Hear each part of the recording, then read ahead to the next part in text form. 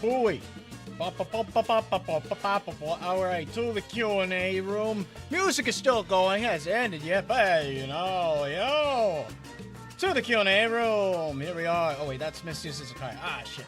I thought I had everything started. I thought I had everything in order. My ducks in a row. I need to turn my music down just a touch more, or my volume. I'll turn my volume down. There we go. I need to be able to hear myself in my skull. The music is going mental. Oh, listen to that Zoom thing. Here, let me go and change over my... There we go. It's Drawstream today. Anyways. Oh, hello there, Mr. Morano. Say everyone. Hello to Mr. Morano in the chat, everyone. Anyways. Hello there, everyone. Once again, it is I, John Munafuda, back at it once more with another stream ordeal. What are we doing today? What are we doing today? Oh, wow, I can't wait for Mr. Izakaya's stream. Oh, no. We came here, you came here for the right thing. It's not Izakaya today. Though we might do some Izakaya if I have time afterwards. But, no, the idea today is we're doing education again. It's education. You ready to learn? You amped? You got your beans up? I'm revved up. How you guys doing today in the chat? We all doing nice and fine? We all amplified? I got a supply of 2 bottles of water today because I already drank my battery acid. So I consumed the battery acid. That's an energy drink, by the way, because you guys like to go and insult me for drinking Energons prior to stream. Hey, I'm an old guy. I sleep like 18 hours a day. It's just how it is. Anyways, pretty much, I hate school. Aw, man. I can't believe I wasn't following you on this account, lol. Yay, I'm learning. Doing good. Excited for Saki of the cool Qualcommas Touhou. I don't know what type, more so, random sentence of the day, 500 interceptors. Alright. Well, anyways, today, our learning software, last time our learning software was on, Clip Studio Paint. Now, we might go to Clip Studio Paint today, depending on the circumstances of what I wish to accomplish. But today, we are using some more advanced software. Some would say it's software too powerful for the mind to go and comprehend. Modern PC and AI cannot comprehend such inconceivable software. We're going back to MS Paint. Ah, my home. Anyways, today we're learning MS Paint. And like what I said today, on the measure, we're learning framing. So what does that mean by framing? Well, if I take a swig out of my water bottle, I can explain to you first, because I'm already short on breath. It's that good old asthma and dust collection in my room that's preventing me from breathing. Ah! Ugh. Already gotta take a water break. God damn. Anyways. Let's go and switch over my tablet. Let's go and bring it down. Let's go and nudge my cable, because I gotta go and wrestle my cable. It's funny, like, on how I have my setup, since I have my computer right here in front of me. This is what I'm looking at right now. I'm gonna visualize it with you before we get started on this lesson today. But this is my computer, right? So you got my computer, and I put my keyboard onto like the little lap of the computer's neck, and then I put my tablet right here, and I got this cable that kind of just like strings around and covers out like half my keys and makes my typing terrible. It's almost like I'm giving myself a handicap. And then I have my mouse right here, and it kind of just like goes like wraps around and shit. And then I got my tablet right here. Perfect setup. I know. 10 out of 10 setup, 10 out of 10 doodle. But anyways, we're not here for that. We are here for the main subject of the day. And that main subject of the day is framing. Farming. We're farming for frames. But anyways, we're doing framing today. What does framing entail, you say? Well, what did someone say? Remember, when people thought Microsoft was adding layers to MS Paint, I think their pants was on fire. Asmongold reference. A10 Thunderbolt. That's gross. What's the hertz on the monitor?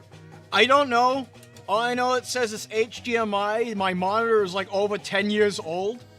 And it still works perfectly fine. As for my tablet, which is 12 years old, not so fine. It's been losing color, and I might actually have to get a new one. It actually has like a slight crack on it. I could feel it. It's like kind of like choppy. Like I could feel like some texture on the tablet whenever I go over it. But anyways, before I got sidetracked and distracted, wait, this song that's playing right this second, can you please share it? Yes, it is in the description of the stream, Nagamimis. So if you click in the description, the Forbidden Zone, it should be there. It's a giant collection by some guy on YouTube. Here, let me go and look up his name. You're gonna get a bit of a YouTube jump scare up in the corner of the chat. It's posted by some guy 45,356. You should subscribe to him. He makes good old Peruvian Combi De Touhou music and posts very often, surprisingly enough. Oh, beautiful. I didn't know that was a whole list.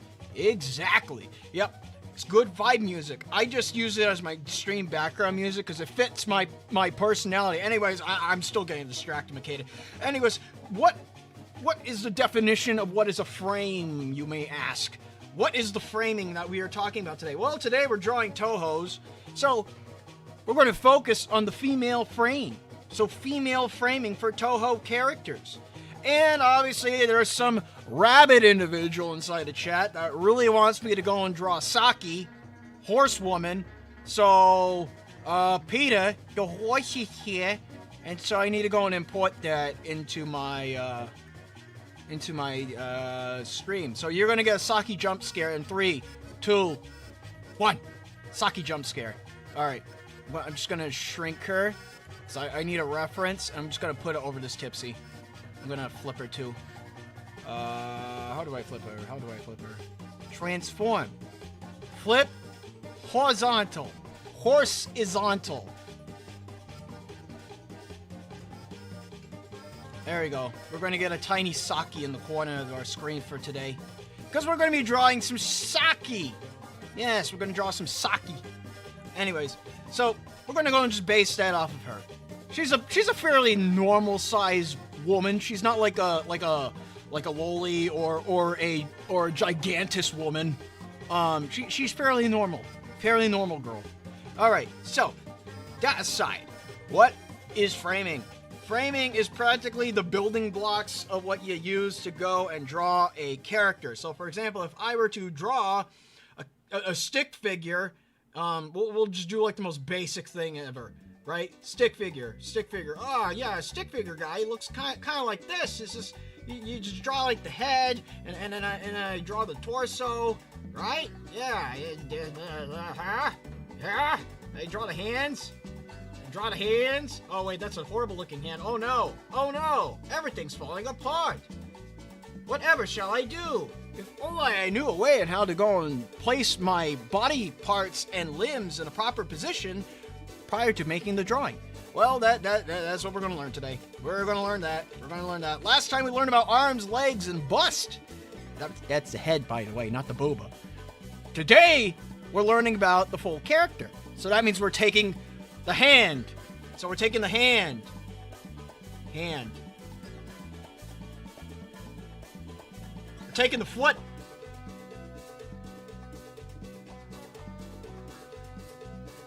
Yep. We're going to draw a foot very quick. Draw that heel. Yep. Get that foot. That's not an accurate foot. Tiny toe. 1, 2, 3. There we go. Drawing the foot. And we are drawing the head. Here, let me go and just draw a high definition head for you very quick. Alright.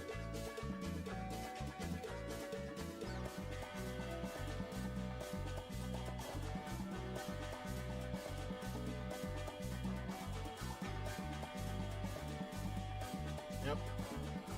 And we're drawing the head. Give him, yeah, Baki neck. Sure. Yeah, and we're drawing the head. All together. All together. So, we're assembling it into one. And that makes a person, right? Of course. Let's see. In terms of height, she's shorter than she looks. And she's mindful enough of this fact to always stand in an imposing manner. Wings outstretched to make herself look bigger. Are you saying that she's a Shetland pony? For free? I don't know. I mean, what can you pay me in? What are you gonna pay me in? You're gonna pay me in. Actually, you know what? Here's what you could pay me in for this lesson. Today, the payment is legitimately just sitting back and just watch me ramble on about how to go and teach you, how to go and draw a human frame, or human female frame at least, a narrow frame. Is that accurate? I don't freaking know. Anyways, what is Abraham? Wait, was Abraham Lincoln in Touhou? I don't know. Maybe that top hat man. Anyways, let's get started. So, let's just go. We're going to do a neutral pose. So, what do I mean? What is a neutral pose? Neutral pose is practically a neutral pose. It's the best thing that I could describe it as. It's practically when you just get a character that just kind of just stands there. So let's go and do the most basic frame of how to go and make a character just kind of stand there. Standing here, I realize that I am a stick figure, and I'm just standing there. So we just kind of just draw the legs like this, and then obviously hands connect. But this is the frame that we're going to be going with. So this is what we're going to be working with today. Or at least in the beginning, we had a stick figure. But we could do more than that, because we're drawing Saki, and we're going to go and draw her in a neutral pose. So we're going to turn this into this. Something close to this. So we're going to keep that right there. So here we go. So there are many ways you can go and start out a frame. You could start it from the torso itself and work your way out this way. So let's just say this is the torso. And you could work your way up this way. So that's down towards the legs, the arms, the head. That's one way. Me, I prefer to go and do the head, because head placing I have issues with. Practically, wherever you find your weakest point, you might want to go and start out with, unless it's like something like the feet. Some people do start from the ground up. Granted, that's a talent that I do not have. But I'm going to go with the head first. So, we're just going to do this neutral pose. I'm going to start just like I did earlier. You saw me do it earlier. I'm going to start with head. So, here we go. I'm just going to do my enemy, the circle. And here we go. Circle. Circle time, boys. Can I get on the first try? That answer is flat out no. Alright. Last time we did Bunny Udongen. And we did her as a head bust. We just did her head. And that was only pretty much it. Today we're doing the whole body. Obviously we're not doing Udongen, we're doing the horse. So we gotta go and get out Saki's body proportions. My mental body proportions is that she's fairly normal girl, but she has like the fit tomboy posture. So we're gonna go slightly fit. Slightly fit. Alright, so here's all you just do to your standard head. Just like last time, standard head, you can go and put your punnets, your little crosshairs for your face. There you go. Alright. That's the head out of the way. Next, we got our neck. I just drew a popsicle stick right here, but we're going to draw our neck. So like last time, I used little L's to go and place the shoulder base of the neck. Kind of like this, and then I just work off of that. There's a little method that I'm doing to go and make sure that things fit in place, as you could see. Granted, you could be as sketchy as you want with a frame, because this line work that you see, this is not the line work that you're going to end up with. Unless you want to keep the sketch lines, that's a feel that some people like to go for. So next, I'm just going to branch out. It's kind of like I'm growing a plant upside down. So I got like a potted plant, got a flower, and everything is upside down. You know what I mean? That's how I'm going with the body. Maybe it's an inverted mandrake. Who knows? All right. So next, I'm going to do the torso. Our torso is going to be kind of long because we got to go and make sure that the chest can have room. What do I mean by the chest? It's practically the upper section that is above the floating rib. That is technically what your chest is. And then your floating rib is kind of like the bottom section. So if I were to go and draw a Skeletor on this right here, we got our clavicles. Clavicle. Got some bones. I'm not going to be 100% accurate with the bones because, I mean, like, this is a cartoon character. We don't have to be 100% accurate. Where are her organs? Where are her organs? Well, they're not necessary because it's not real. It's fiction. You can have fun with it. You don't have to go and be constrained to reality because we're just here to go and draw a funny anime woman. Anyways. But Touhou's not anime. Touhou's not anime, Joe Toon. Well, if Touhou ain't anime, then why the eyes so big? Huh? You ever question that? Yeah, exactly. Don't question. Just observe and enjoy. Enjoy the anime slot. Alright, so I'm branching down from the main torso and going into the next section of the torso. Technically, sometimes dependent on the shape of the character, like Tipsy, I would do 3 sections. But I think for Saki, it would make more sense to go and do 4 sections because she is taller. Let's see.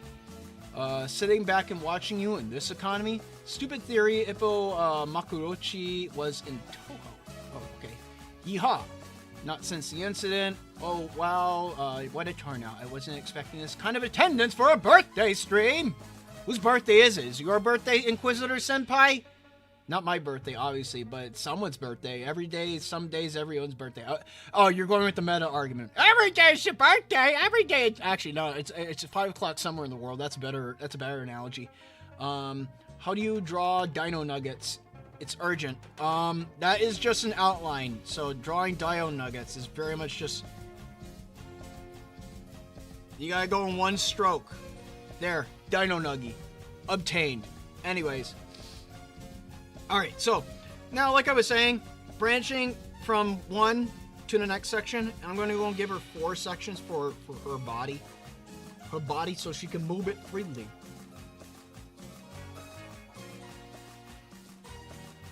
Alright. Make sure that when you're drawing that you can see your whole, that you constantly kind of look back every once in a while to go and make sure that your proportions are right. So this is the upper part of the lower torso. And then we just get into the bottom section. Generally, I like to go and fan out the bottom half of the torso because a lot of the time the body likes to either pinch. Depends on the body shape. We're going with a very generic body shape today. So, and there we go. Just like that. I'm just going to go and lift up this side a little bit. Lift up this side. The reason why I want to make a V here is because this is the insertion of where the thigh connects with the pelvis. Because if I do the bones, if we think about some bony stuffs, it's going to get a little spooky. But if I do the bones, we got our ball joint connecting to the thigh bone, and it's going to go like this. Just like that. So, because our legs are going to sprout. They're going to sprout out of here. Just like this. I'm going to give her a thigh gap. Because that's just how I think. I think like that mentally. It's just how it be. Alright? And then we zoom out.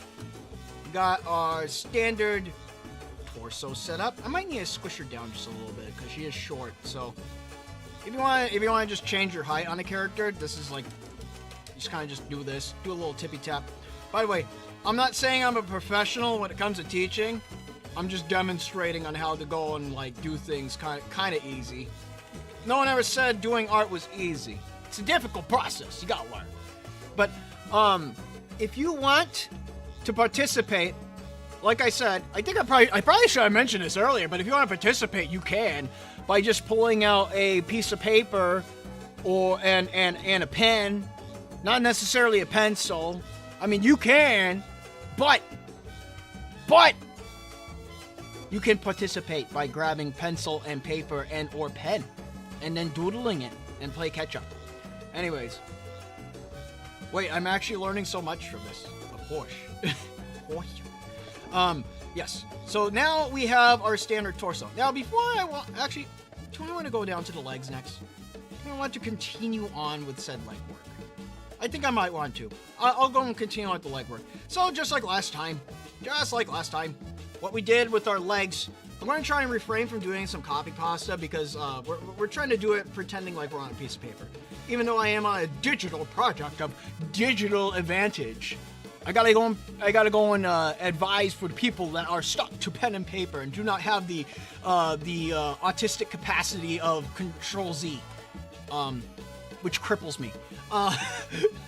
Anyways, so as I was saying, what we want to do for our legs. So here's how we go and connect the legs. Because last time I was just saying with the foot, we do our calf, we do our foot. But I don't know. But how do we connect this? Where's this go? Where's it go? Who knows? Well, that's where the answers are. So here's how we do it. So all we need to do is kind of just pull this out.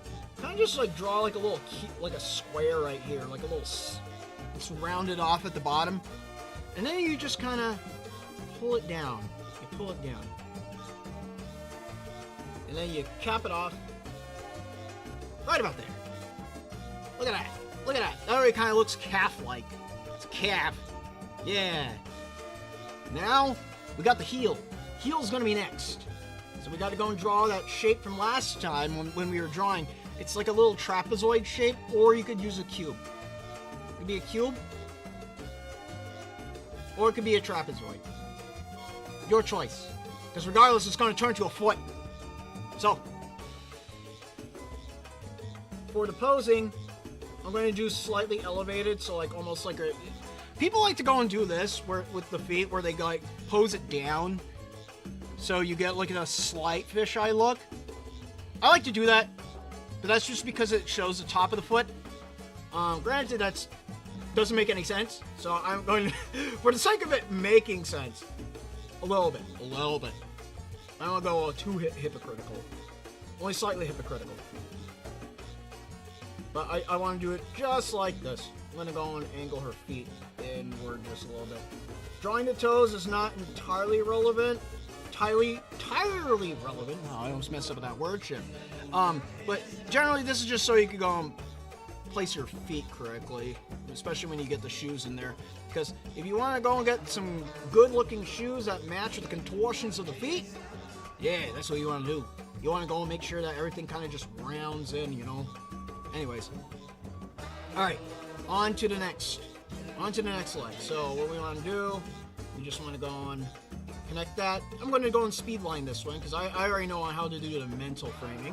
Which, by the way, once you get good enough at it, you don't really need to do as much framing. So as long as you know where the placement is, or if you have copy pasta advantage, you can generally kind of do the framing in your head, which is a point that you want to get to. Which comes with practice and repetition. With repetition comes memorization. And with repetition means doing things wrong. And doing things wrong means that you can hopefully learn from the wrong things that you do. Because much like getting good at anything, it is a combination of doing things wrong and doing things right. Forgetting how to do wrong and learning and remembering on what was correct. That is how you learn. That is something that I learned as a child. By child, I mean probably like in high school when I used to think about, wow, this is entirely pointless. Everything's just a matter of memorization. And then I was like, wait, what if everything is a matter of memorization? And you're just like, oh shit, it is. Just memorizing what's right and what's wrong in a sense. And it's not an ethical question. It is a, what do you say? Not ethical, effective. It's an effective question. It's a question of efficacy, not efficacy. Ethics, not ethics. F, not TH. Write it down. Feet time, lock in, write it down some toilet paper. you should use XP paint. XP paint. I mean, the older versions of MS Paint. I mean, granted, I could probably use the older versions of MS Paint, but I'm not sure. I'm not sure about that. But anyways, so we're done with the lower half of the torso. Let's go and take a look at that in full guard. That's good enough. She's a little bit long on the legs. I'm probably gonna, I'll squish her in just a tad. There you go. Her legs are a little bit thick, but that's okay. Muscles. All right, so now this is a question. What do we do for the arms? Because we got the arms. We got the arm joints. But here's our deal. How do they connect? What do you do? Where do they go? Well, obviously arms are connected to shoulders, right? Well, I mean, arms up here. Arm going down. No, that's unga bunga. No, we don't unga bunga. We need to figure out where the arm actually connects. And the arm is going to connect directly to the shoulder. And so the best way to go and poise that area is just figure out where your shoulder would be. Look in the mirror. See how, now, you look in the mirror and you see that your shoulder, if we do a realistic shoulder, your shoulder kind of connects right around here. And it curves off and goes down. Kind of hangs a little bit. So when you get a realistic shoulder, it kind of looks like this. But the thing is, we're drawing an anime woman. An anime woman normally have slightly thinner, or actually even anime characters in general, tend to go and have smaller shoulder bases, just because even though humans like to have like the broader shoulder base, they do have broader shoulder bases. Anime characters don't. So, how do we connect it? We just do this. A ball, a half moon, or a full circle. Whatever you choose, this is the easiest way to go and connect. So you just kind of just use this line that I drew preemptively, because this will also be the framing for Boba, if you want to go and think about that later for you degenerates inside the audience. But generally, this is what you want to do. And you can just do it to the other side too, and you already got some arm placement going on. And you know what the best part about this is? You're not constrained to where the ball goes, because all you need to do is take the ball. You can even place it out over here. You can draw the ball out here. Here, let me just go and select that. And turn on transparency. And essentially what you could do, you can move it up and down. And then, so say if I place it up here, and I go and place another one right here. This looks kind of weird, right? Well, the answer to that is like, what am I doing here? Well, the answer is that it does this, because your trapes, yeah, we're doing some muscular terms. They kind of connect in this sense, and they could go like that. And this, you could go and get your unga bungus placements. But we're just going in a neutral placement. So I'm going to go back to I'm going to go right about here. And I'm just going to go and draw another circle. There we go. But now what do we do for the arms? What do we do? What do we do for those arms? Well, we got 2 sections of arms. We don't got 3 sections, because everyone always likes to go in the past, I used to see people draw arms like this. Like, we're for some reason, people used to think like arms work with this extra joint. Like, what is this thing? What am I looking at? What is that supposed to be, like a third joint on your arm? What, do I have 2 elbows? No, you only have 1 elbow, and that means you only have 1 fulcrum joint. So, and that goes right down to about the top, just around the floating rib zone, right about here. And I'm just going to go and copy that to the other side. And notice how I just did something right here? This little tiny brick. That's just for adjustment. So if you ever just like want to adjust things, you can. You can just go up and it's like, look at that. I repositioned it. Oh, look at that. I can reposition it again. This is what I like to go and call sketch sculpting. So this is kind of like forcing and willing your idea into creation by just adding as many lines as possible. It's kind of like doing something like this. It's like taking a rock and then you just like sculpt it away until you get like a hand. So it's kind of like, I got this rock, but I want a hand. How do I get the hand? Well, if I keep on, just kind of maneuver it in there. I got my hand. Something like that. Very crude. But anyways, here we go. On to the forearm. Forearm is about the same length as your regular arm. Just imagine it that way. But it's gonna stop at just around the bottom section of your pelvis. There we go. You can use tubes, or you can use the accurate pinch point. So it kind of goes like this. This is the shape of what I'm thinking about. So it kind of goes like this. It's like a very elongated trapezoid. So it starts wide at the top, narrows down at the bottom.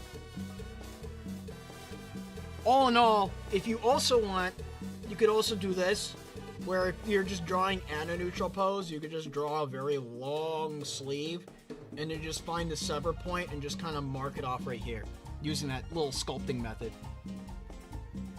People be drawing 3-joint elbows like Gundam models, indeed.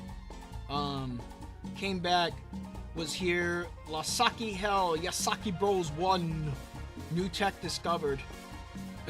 What the hell, paint can do that? Let's see. Soul Main Strive, Unga Bunga is all I know. Don't worry, we're going to make sure that you don't Unga Bunga no longer. Anyways, so from here, we are now at the connection of the palm to the wrist. What do we do? Well, the easiest way on how I figured out how to go and connect the palm is that some people like to go and connect the palm like this, but that doesn't make any sense. This doesn't make any sense. You want to know why? Because now your wrist is too long. You just added extra length to your arm. And now if I add fingers, look how long that is.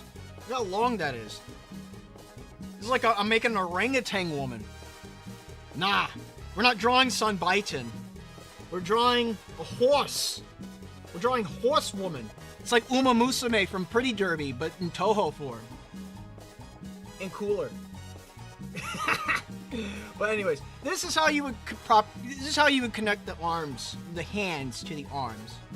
I go up just slightly, just like this correction from earlier. I go up just a touch.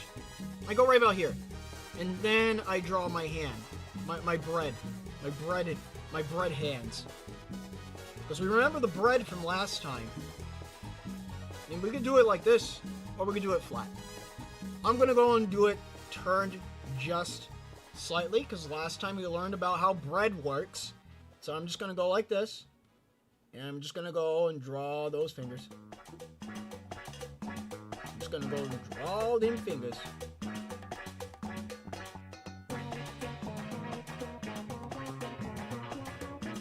And just gonna go. Now here's the thing, when you're standing at a neutral, if you turn your hands just slightly, you can't see all your fingers. Sometimes you gotta remember that not all the times in certain hand poses are all fingers going to be shown. So if I enlarge this is what I'm talking about. So if I got my bread, and I got my thumb, I got my first finger,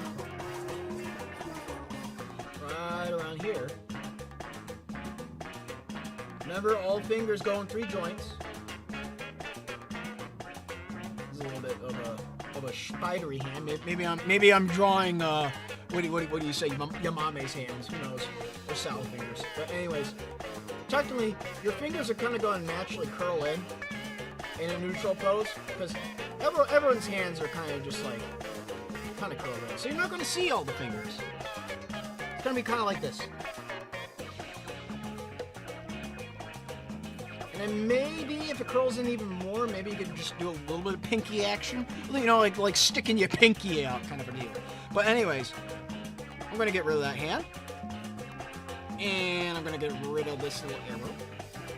Alright, and so technically, we got our frame. We got our frame for our Saki. This is our woman. Behold! Your woman. But generally, this is what our Saki base is going to look like. And for the sake of what do you say, clarity, I'm going to go and copy pasta this to the other side, because we're going to keep this here as our reference. And I'm going to use this as our main layer. Now, for the sake, I normally draw my animation style in MS Paint, but today I'll do a little bit of a higher quality. I'll actually give her a jawline and whatnot. So I'm going to elevate her head just a little bit.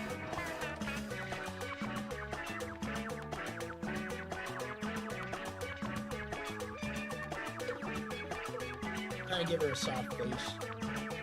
There we go. This is what I meant about the whole sculpting thing. Kind of just force it into reality. It's a good way of trying to go and manipulate your drawings, because it's your drawing. You can do whatever you want with it. Now, obviously, if you're working with pencil and paper, you don't have this advantage. How you would do it is that if I were to do it get to this point on here, I would probably, let's see. How would I do that? Because I just elevated her head a little bit. Oh wait, here, I want to elevate her head. Alright, so I would do this. I would add a new ellipse up on top, and then all I would need to do is keep on going in an oval until the shape looks right. But go light. You don't want to go too heavy, because then you'll start erasing, and you'll get like scars. Like this, eraser scars. You don't want eraser scars. That's always bad. Me, I tend to press in like my pencil's like a 10-ton brick. A 10-ton brick. So I tend to get like impressions inside my doodles. It's like I translate my rage into the drawing. Oh, hello there, Daniel Renard. Is that Daniel Renard? With Neko? Funny cat? Yes. How are you doing? You doing good? We're learning on doing some frames when I'm drawing Horsewoman. How do you do a head looking halfway up? If I were to go on... Oh, I just accidentally drew a great line. But anyways, going back to what I was saying about the pencil earlier, is that all I want to do? I just want to do this. And then how to go and lift her face up on paper, just draw a new line right about there. And then now you could just imagine the eyes being right here instead of being right here. So, that would be that. That would be modifying on paper. I'm going to go back. All right. So, oh, looks like my music ended. I thought I put it on loop. It did not loop. Oh. Okay, there we go. Now it's looping. Now we're looping! Raise the chin line.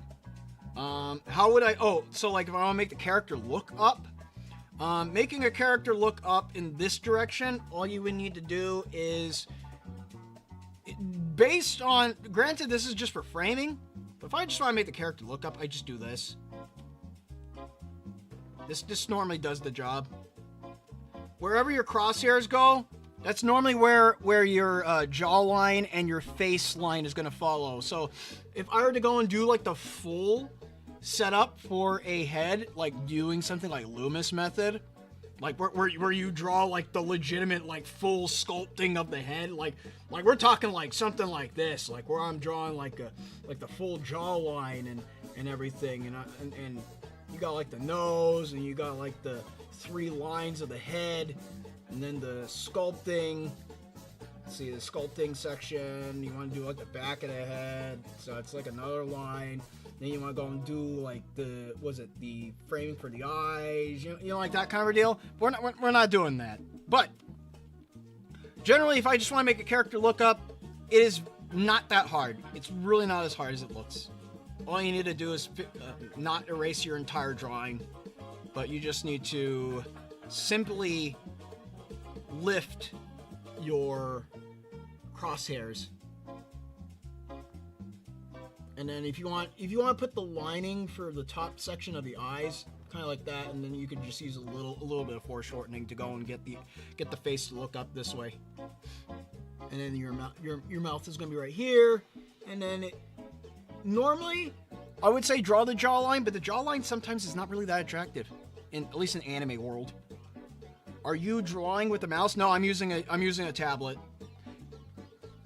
I'm using a tablet today because I need to go and simulate that I'm drawing with a pencil. Yeah, the chin line needs to change the shape eventually, and that confuses me. Well, I'll probably take a look into that. So, but anyways, we're going with our Saki. We're going to get into the Saki business. So, we're going to stop horsing around and start drawing the horse. I'm going to take a swig of water first. Because I can lead myself to drink, but I can't lead the horse. Alright, so. Imagine whether that we are using, but not full cartoon. Not full cartoon. It really, sometimes it's like context based. You really, or stylistically based, I guess. Because me, I don't like drawing chins on my characters, ironically enough. I just like, I use like advanced stick figures. I guess I'm at the wrong lesson then. I mostly do realistic stuff, and I'm interested in switching an anime-ish art style. Ah, I see, but not full cartoon. Don't worry, we're doing some semi-anime woman. Anyways, I'm gonna get on to the lesson. Here we go. So, I'm gonna go and get my Saki reference up on the screen because I need a larger image than what I have supplied to me. Just gonna do this. Come on. Yeah, there we go. Yeah. All right. So this is what I want. Got my Saki. Here we go. I'm gonna go and fix that line very quick. All right. So here's how you go and turn your line work into something worth looking at. Because right now our line work kind of just looks very scrungly. And I'm gonna go and take this green. I'm gonna also move my pot filter and mic up just a tad. For me, it's better to, why draw in MS Paint? Because it's there. For me, it's better to let the character be weird and have their eyes look up than force them look up with their head. Yeah, you could do that. There's always an option for that. Anyways, here we go. So, I might do 3 frames, who knows? Just gonna go and do her jawline very quick. Do the other side of the jawline. And the head. Now, like last time when I showed you guys, when it comes to the skull, bald anime characters look weird.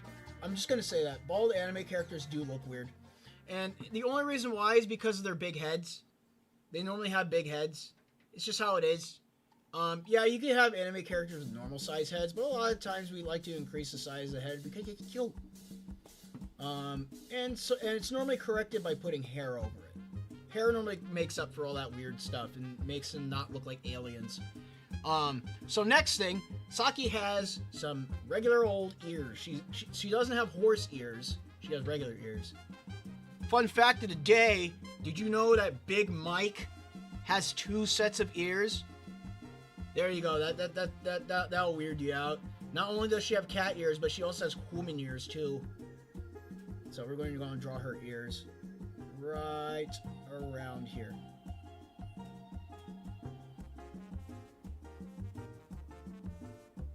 There you go. Alright, so that's just our head. And then next, we're going to go and do the neck. And I'm going to go and do it just like this. Connect it like this. There we go. Just the same thing like last time, the L brackets. I might elevate her head just a little bit, because I like when the neck's just slightly longer. There you go. It gives better body proportions sometimes, depending on what you are doing. There you go. Not every single body is the same. Alright. She's in a neutral position. But just like I said, we're not just going to do a neutral position. We're actually we're going to do the Saki pose as well. The Saki pose that you see on the bottom of the screen, we're going to do that too. So stay tuned on that. Alright.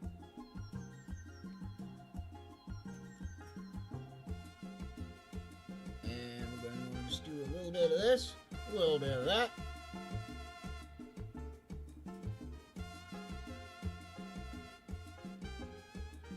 And just going to go on. It's kind of just like at this point you're just tracing over your drawing. That's the benefits that you get when you make a good frame.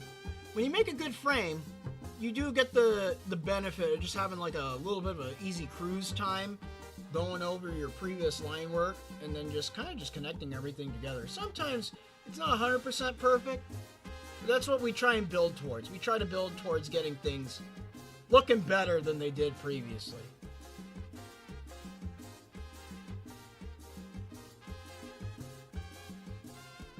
Notice how I do this with the hips is I just kind of just like do a single stroke, because I'm not going to go and demonstrate the full definition, because this is not an R18 or an anatomy stream. So I'm going to flip the canvas very quick because I'm getting my left-handed disability is getting in the way. There we go. Nope, still wrong. Watch as the teacher struggles to go and do a funny curve. Oh yeah, there we go. And no, it's still bad. I could get it. Good enough. Good enough. All right. Sometimes good enough is good enough.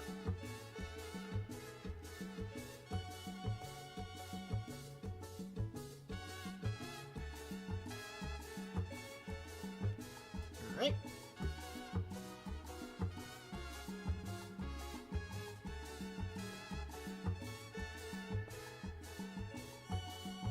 Now, what I'm doing right now, granted, it just looks like I'm just simply just what? Someone said something. It looks like the same to me. How do I tell if it's wrong? If it feels off to you, that's normally how it's wrong. That's what wrong feels like. Normally it's like it's hard to define in a personal stance what is wrong. Because at that point, you're going off the own efficacy of your own mental view of the drawing and how you see it. Because how I see it, I have a specific vision in my head on what the drawing should look like. And if I get a piece of line work that, so say, just looks off, so say if I zoom out, I'm just like, I don't know, something about it just looks off. That's because it doesn't match up with the image that's inside my head. Or if I want to go off of a reference, then generally it's like if I'm looking at a reference and the reference I'm going off of looks off itself to the reference I'm working off of, then that could also mean like a contender for what could be considered as wrong in your own view. Also, I think Jotun doesn't ever draw jaws on Touhou girls. Not necessarily. Let's see. When I draw basic face structure, I never know how to end the point at the chin. Also, I can't get faces right. How do you do so very well? Like I said in the beginning, you gotta figure out where your weak points are, and you gotta start from your weak points and then work out to your easy points. Like, for example, yeah, I have difficulties drawing a circle, but drawing a pinch point on the bottom of a circle is harder than trying to go and draw the circle itself. So I devise in a, what do you say, like a mathematical equation of what is harder, and then I just put it in an order of operations as to what is easier. So it's essentially just hard, mid, easy. And I go in this direction. The reason why I do the hard stuff first is because if I get stuck on it, then it gives me more time to go and focus on it. It gives me more time to focus on it. And the easy stuff can normally make up for the stuff that I most likely messed up on. What is your usual canvas size for drawing? I feel like using 800 to 600 is too small. Sometimes drawing too small. My usual canvas drawing size is pretty much whatever I feel like. I don't really have a usual size, but I do have a limit to my size. Like, if I get 20,000 by 20,000 at 300 DPI, yeah, that's too big. Which I have drawn at that size before, and I have managed to fill entire canvases like that. For some of you people that don't know how to visualize that size, that's the size of a jumbotron at a baseball stadium. Anyways, going back to what I was doing. What I'm doing here is I'm just connecting up the dots and kind of just fitting in the anatomical structures of what makes a human horsewoman.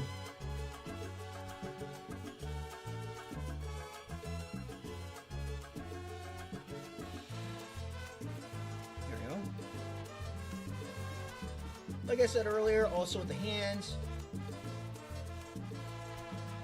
we're not drawing like the whole hand. Then, like I said, neutral pose, your hand kind of curls a little bit. Makes things easier because you only get to draw 3 fingers. In reality, granted, I'm a little bit squeezed in because it's MS Paint, so I don't have to worry too much about being perfect. So that's the advantage of MS Paint.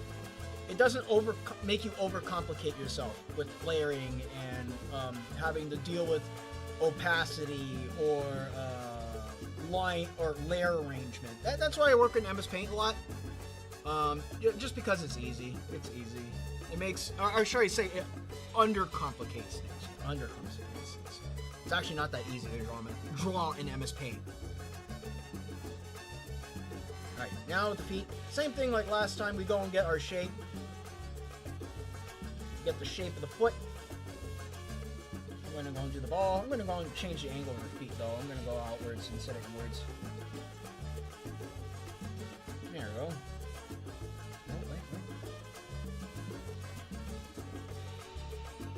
Yeah. Notice how also I'm only doing the outside of the shapes. Because that's all I need. That's all I want to show. I only want to show the outside of the shapes. I'm not even going to draw like the full foot. Because the foot is going to get covered with a boot. She's wearing shoes. She's not barefooted like some of those other Touhou characters. She is wearing shoes. But why did I draw this? Why did I draw this? The answer is because you need to have placement. And placement normally helps if you just draw the whole body sometimes. So, here we go. Now that this is all out of the way, what do I do with the frame? Well, I actually don't need it anymore. Because once you're done with your body, you can make the frame go bye-bye. Kind of like so. Just gonna fill in all this. Here's how you erase. By the way, here's how you mass erase in MS Paint. It's a matter of reversing everything. It's kind of like just changing gears. Let's fill it all in. And fill it all in.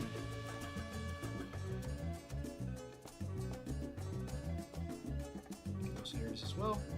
And the neck. And I just fill it in with white. Papa boy, everything's gone. Everything's gone. Plain and simple. Now we got our body. It's like magic. I mean, obviously, it would be the same result if I were to do it with layers. Because all I need to do is just turn it off. I wouldn't need to, like, obliterate my frame from existence. Let me see. I got some openings on my body layer, so I'm just going to do this just in case. Yeah, kind of figured that. There we go. Get rid of that. Thanks for the tips. Guess I need a bit of practice. Everyone always needs practice, indeed. Roland Black Silence Jump Scare. The way you do this in pain is diabolical. It's not painful. It's not painful to draw in MS Paint, okay? It's just, you're drawing with austerity. It's austerity. You're austeritizing yourself. If I use big British words. Alright. Let's see. I'm shipping Luna and Tippy so they could be Paper Moon. No shipping. No shipping. Shipping bad. Get out of here. Get out of here. Alright. So, now what we're going to go and do, let's go and draw Saki's clothes. So, let's go and get her clothes on. Oh yeah, I forgot one thing. She does have a slight chest, so I can simulate that by just simply doing this. I'm going to get this color in. Let's see. Here's how you do chest placement. Chest placement is actually a weird thing. People get it right and wrong 50% of the time. So it's kind of like this. Even I get it wrong sometimes. But this is how your chest placement goes. So it goes like this. So you imagine your clavicles. Alright? And then you just go down just around here. And then you go from here to here where the arms connect. And then you go down just a bit, right about here.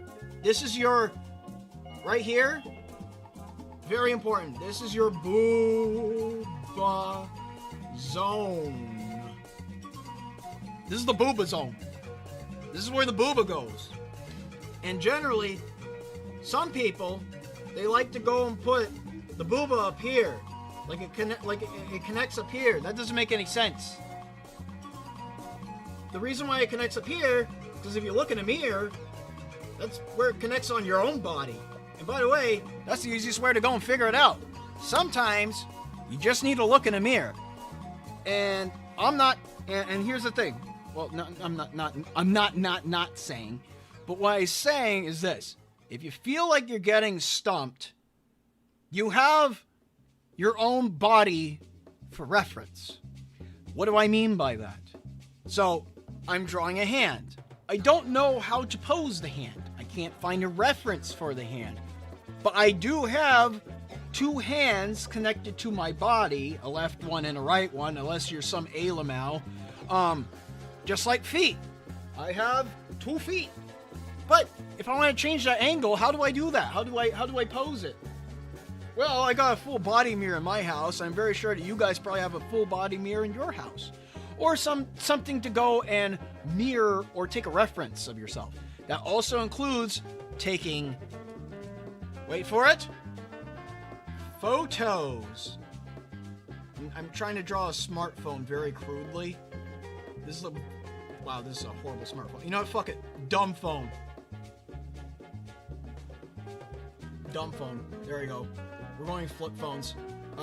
There. Hatate, be proud. Anyways, but generally that's what I'm saying. You could go and take a photo of your own limb and then just use that as reference. Why does she have 0 biceps? Actually, no, 1 bicep. Because people's arms are just like that sometimes. Are you talking about her bicepticles? Because I could go and draw that for you. Here, let me go and fix that then. If you're complaining about the bicepticles here.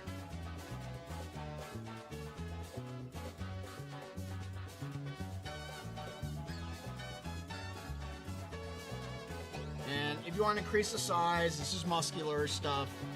But if you want to increase the size of a bicep, it kind of goes like this.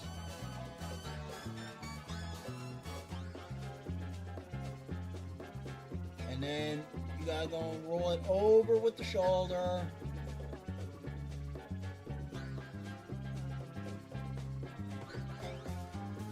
Something kind of like that. Alright. And by the way, if you want to go and connect these, I forgot what these muscles are called. I always forget what they call, but they hurt, make me hurt like hell. But anyways, they connect right up here. Right around here. Right around here. They're like pauldrons. Alright. So, like I said, I'm going back. The boob is on. So, be the reference image. Indeed. Be the reference image that you wish that you want to be. We did it. We tucked him into making a buff tomboy. Oh my god. We tricked him. Tricked him. Horse. Of course it's a horse. Anyways. So, like I said, the booba zone, it's right here. And you don't want your booba to go and cross over each other unless they're like big hunga baloos. Because generally, it's kind of that's just exaggeration. But we're going to go with standard size. So just like this. You just want to go and start from right here. From right here. You just drag down just a little bit. And you just go the opposite direction. Plain and simple. Nothing too complicated. There you go. You got your booba. Now, what we're going to do, let's go and draw some clothes. Let us clothe this woman. Horse woman.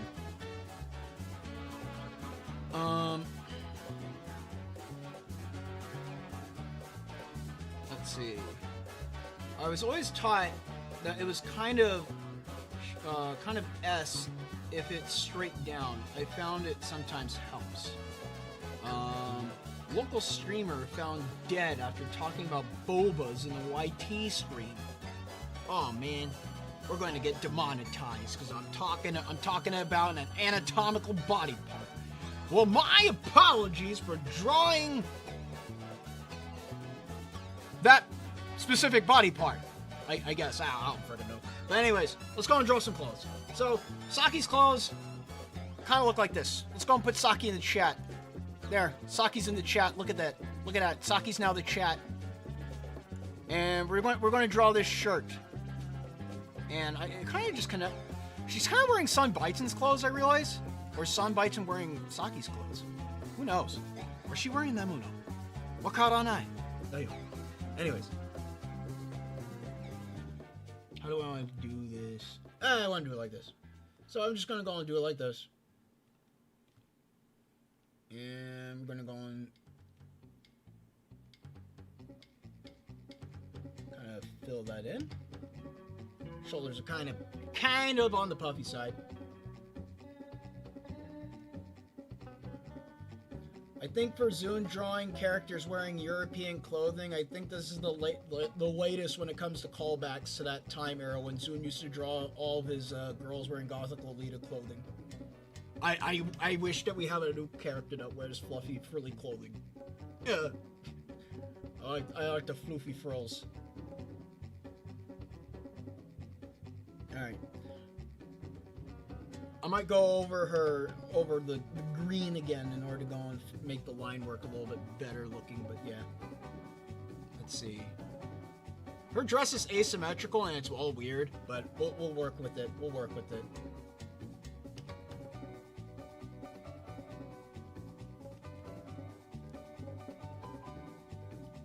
Even her skirt's tilted, damn. Yabai.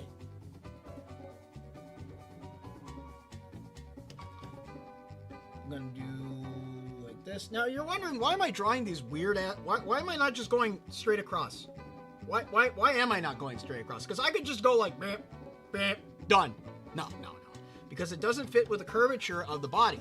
Because your body is, wait for it, 3D. So that means I need to go and demonstrate some depth. And the best way to go and demonstrate depth is putting these little tiny curves at the end of each and every piece of line work. The reason why is because it shows that the body is not just a simple flat object. Obviously, Zune does not demonstrate that in his drawings, but that's just because he's Zune. He has that getaway. He has that getaway card for him. But generally, that's what you want to do. I'm also going to draw a little bit of there's some zigzags on there. It's not like a build. I don't even know what that is. 4K Full HD. Get ready for the third dimension. What's a way to gauge scale? Easiest way for me to gauge scale, there's people that like to use heads. I mean, you could do that. Since I rarely ever have to deal with gauge scaling, I normally just kind of eyeball it. I know, that's a sin. You can't you're not supposed to eyeball things. You're supposed to use the head method, or you're supposed to use like the hand method or foot method or ankle or whatever body part and limb that you want to go and take. Generally, I kind of just eyeball it, because if you start sticking to like head size and everything else, and you're just drawing one character by itself, well then you're overcomplicating things. I'm just stretching. We're not here to overcomplicate things today. But I'll demonstrate some ways on how to go and get some size demonstration later on. Let's see, where was I at? Oh, I was at the skirt. So I'm just gonna go and do the skirt just like this. I'm gonna go and pounce it out just a little bit. Bounce. Bam. Bounce. There. Kind of like a little crimple. And I want her hands to be in front, not behind the skirt, because I want to go and show her hands.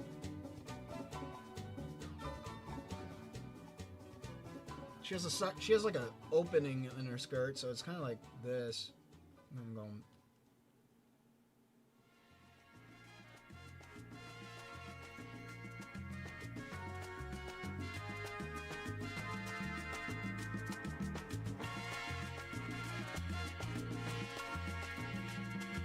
Alright. And I'm going to presume that since everything here is asymmetrical on her, that one side is going to be higher than the other. It just be weird like that. Sometimes you just gotta get weird.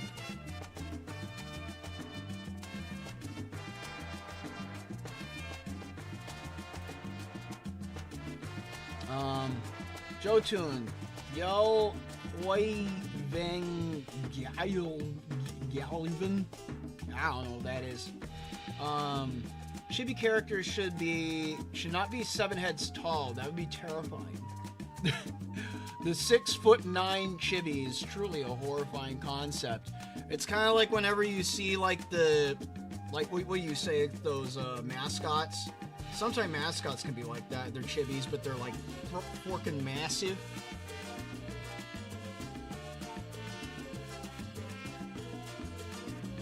Then draw her.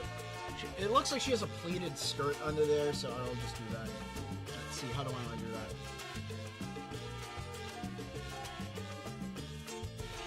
No, it's American. You gotta go with the American pleat.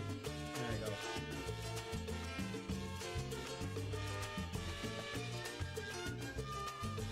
At this point, we're just in clothing science, so that's something I might tack on next time. Clothing science.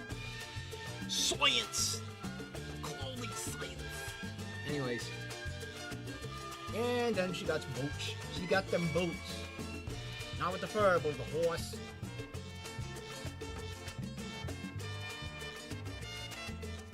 Oh, very simple.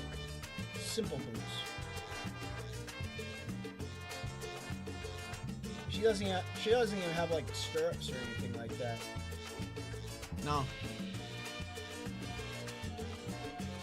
No spurs. No stirrups. No nothing. You call yourself a horsewoman? Jeez. This is also what I was talking about with the boots from earlier and why I'm not drawing them for whole foot. It's not relevant. And also she has heels on her boots. So just like last time from the guy who was very curious about how to draw heels, this is where it comes into action. It's gonna come up from just like that. Perfect. Alright. Next, let's get her let us do her hair. I'm gonna do her hair. We'll do in purple for right now. We got going on in the chat. That's what Professor Fink yells at The Simpsons. Interesting. 810 Chibi Kitsune. Yes. Waifen Galsen.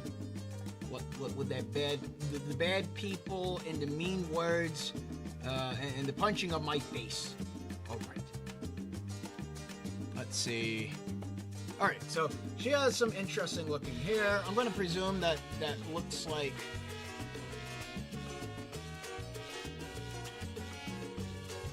Don't mind me, I'm trying to go and sculpt her hair, because the hair is not really important to what we're doing today. I might do it. We might do hair stuff next time, but...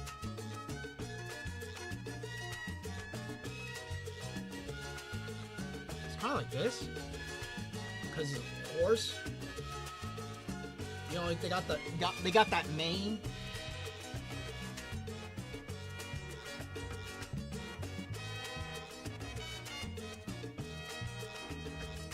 Yeah, that looks about right.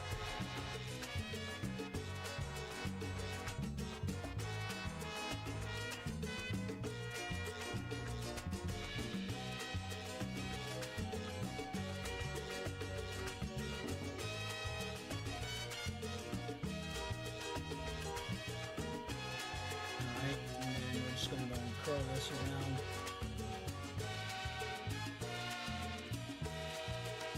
I'm not going to draw all of her hair because she's going to be wearing her funny yeehaw hat.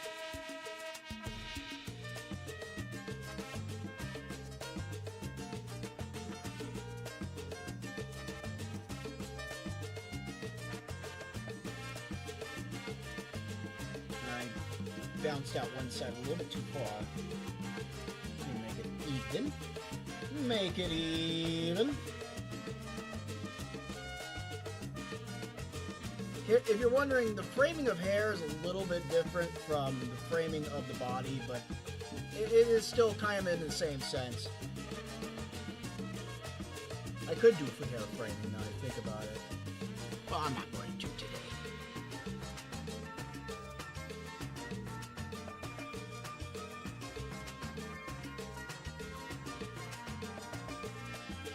Let's see.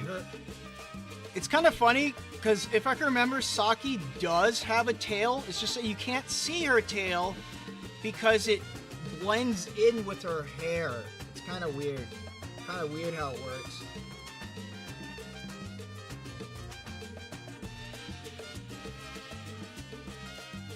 Let's see.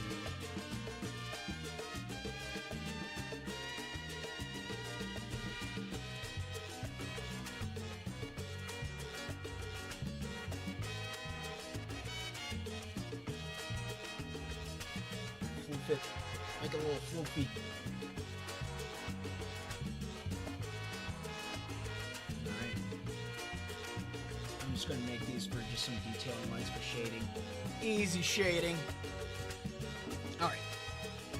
I'm not that much of a medieval weapons nerd. Is that some sort of problem? Wait, what? Or even go. Like the weapon. And just add an N. Galv. Okay. I feel like wings are horrific to draw. No, not necessarily. Wings do not have to be too horrifying to draw. I'll draw the wings on her too. We'll draw her wings fully. We'll draw one wing fully extended. How's that? She'll be like Shagame. But I'm going to draw her cowboy hat though. Let's see. All right, I got it. Drawing hats on anime characters is always weird because, like I said earlier, due to the size of their heads, it normally throws things off a little bit.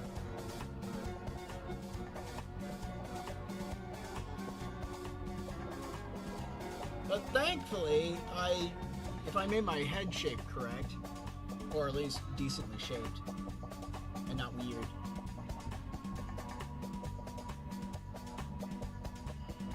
There you go. Yeehaw Tomboy, there we go.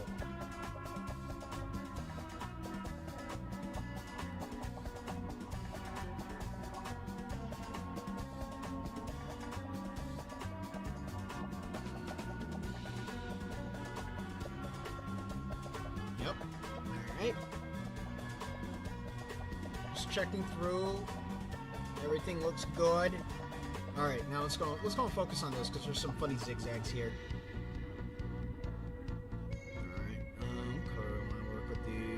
We'll go with this weird, funky looking yellow.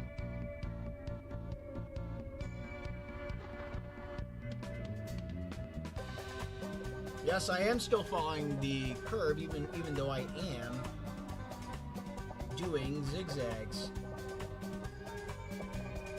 It's very important. Adds that depth. Gotta add that depth. Alright. Next. I'm gonna go and I'm gonna fill these black because I'm gonna go and correct her body work very quick.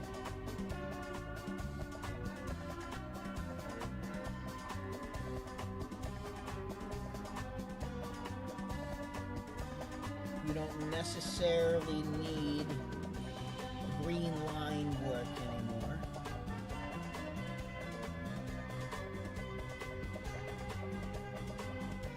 Those are a bit off on this side. Should be fine.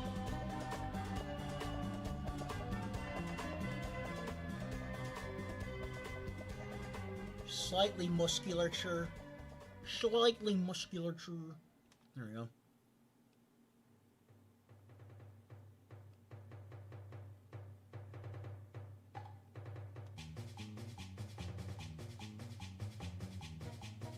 I'm gonna add in her actual collarbone onto that. I like to call it the clavicle because some people like to call it clavicle, but I call it that. and the top section of the booba. Only the top section. I'm not going to do the middle part because that's etchy. YouTube would not like that. YouTube Sama would not like that.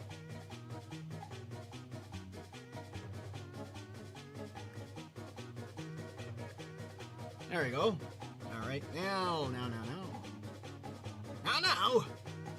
Just gonna go and draw the rest of the... redraw the rest of the hands. It's like more framing upon framing upon framing, which, yes, you can frame infinitely. It's not recommended, but you can. There's nothing stopping you from framing infinitely. It's more just like how much patience do you have until you mentally cave to the amount of frames that you've crafted. They'll just come crashing down right on you and damage your soul. And now you're heartbroken.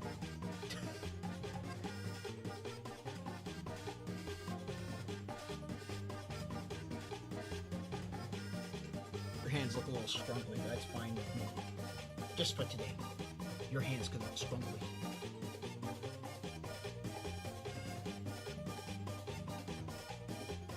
No one ever said that you had to be 100% perfect on this tutorial. No. We ain't aiming for perfectness. We're just aiming for acceptable. Perfection comes later. Make this tipsy and cosplay. Excuse me? What? What do you mean? What do you mean? Why does this look like a cheap 2D VTuber model? You never know, man. You never know. Alright. Let's see. Let's go and get rid of these frame lines. Make a queen.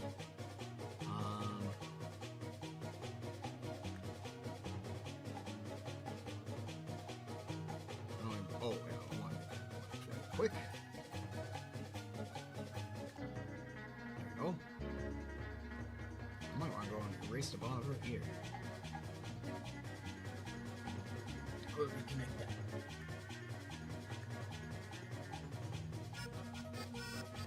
There we go. Hey yo, hey yo, hey yo.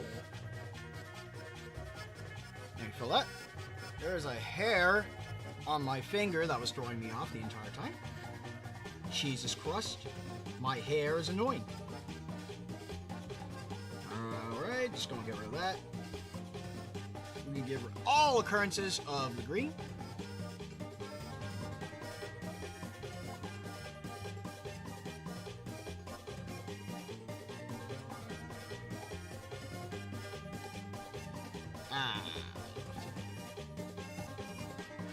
See, I left an opening. There we go. Much better. Oh, looks like I left an opening inside Saki herself. Oh, dear. Well, we could correct that in no time. Oh, so I'm going to accidentally get rid of her ears. Whoops. Doesn't mean I can't redraw them. It doesn't mean I can't redraw them. Of course.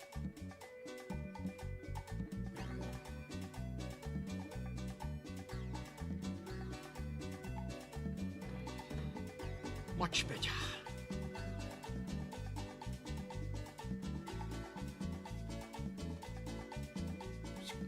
Connect the hair to the hairline.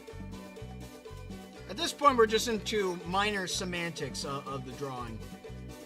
But the general idea has already been completed as to that we got our frame. Gonna get rid of you. This is just how you clean up stuff in MS Paint, by the way. This could be considered an MS Paint doodle, right? MS Paint tutorial. Drawing how to draw in MS Paint. Alright. I want to color you purple now.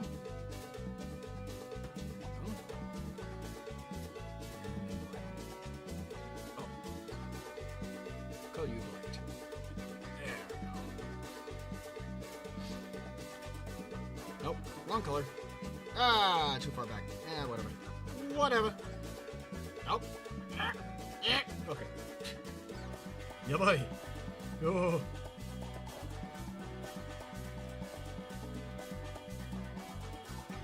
She still has an orange boot. Why is the boot orange?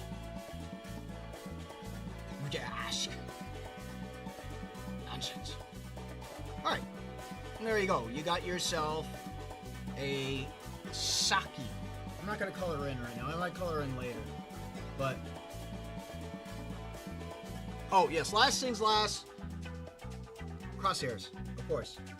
Imagine that we have a crosshairs right here. And that's what I visualize. So, I'm going to go and cheat it. I know. It's terrible. Cheating inside a drawing. What world do we live in? So I'm just going to do this.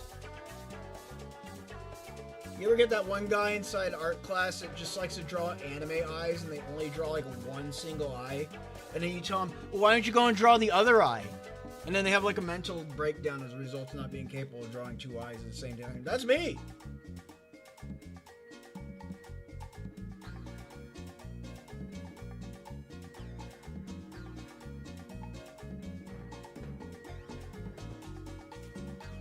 Alright.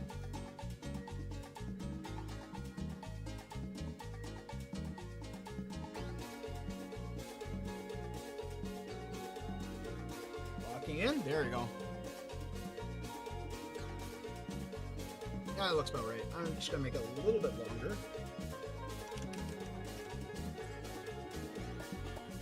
Get those anime eyes in there.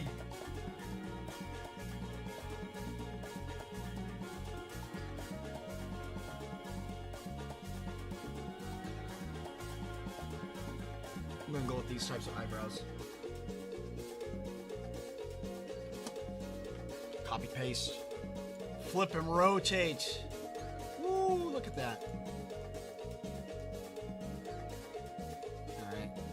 Alright. Now, wherever you place your eyes, remember they're slightly above the ears. So if you got your ears, just remember, you gotta go slightly higher. Slightly higher. Can we get much higher? Of course. Of course, horse. Alright, so let's see. I'm gonna go and connect that right there. I'm gonna slide that over. And bam! Look at that. We got perfect face placement. I'll draw her nose for the sake of this. I normally don't draw noses. I'm one of those people that have abandoned drawing noses. But I'll do it just for the sake of this. We'll draw a modern anime mouth too. So that's like where you draw the mouth like this. And then you cut it away in the middle.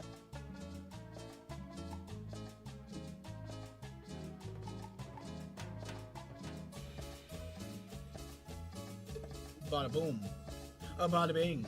A bada ring ding ding ding dong. Yabai yo.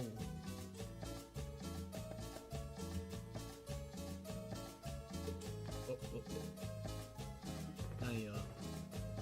Just get rid of that. Just get rid of that. Yeah, you see that? Yeah. Alright.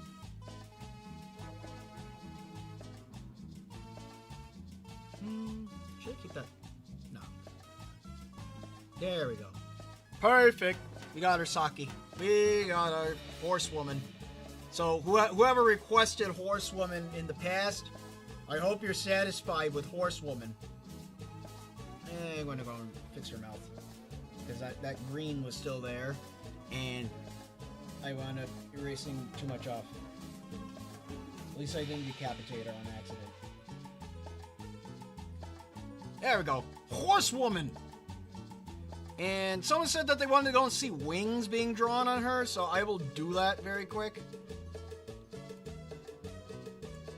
By the way, there's the frame comparison to the original model. I probably should have put her feet together a little bit more, but that's perfectly fine.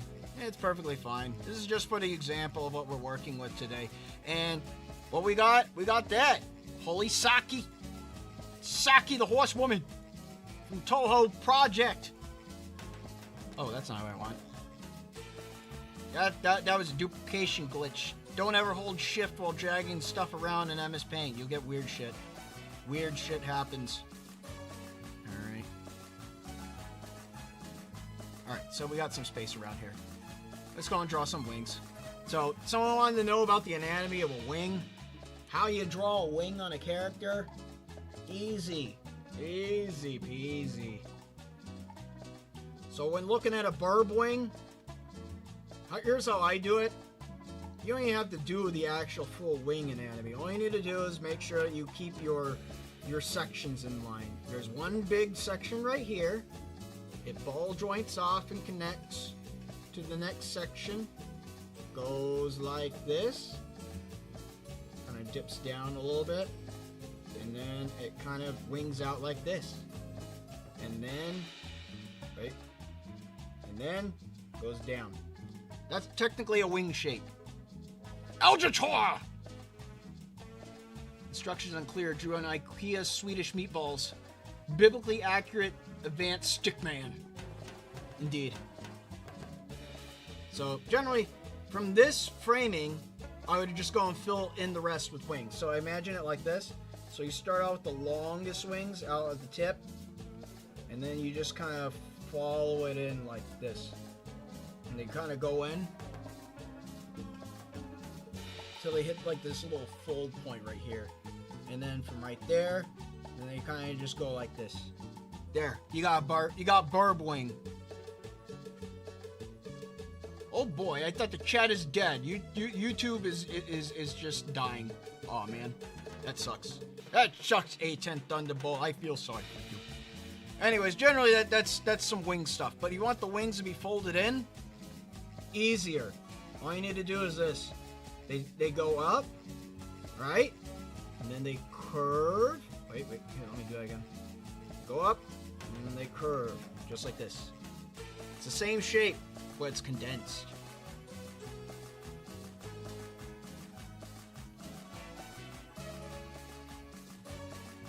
And then you could just do it like this. Same long feathers at the end.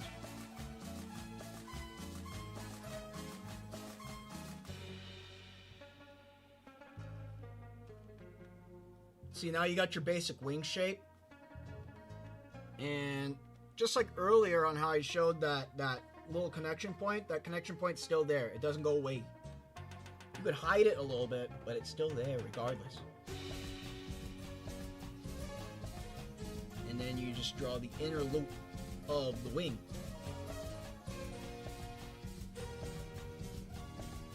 Kind of like that. You got your wings. You can draw some extra feathers in there too, if you want. Not 100%. So then it starts looking like bat wings. Bat wings are just the same, but with no feathers. Oh, I love YouTube. It's the greatest platform with no faults whatsoever. Ah, nay. Anyways, I'm just gonna cheat this very quick, and I'm just gonna copy pasta her wing to the other side. Whatever.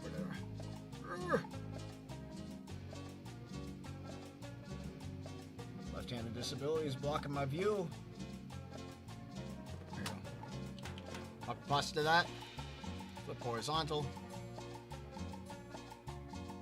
So I'm gonna put that right there. Just gonna show it.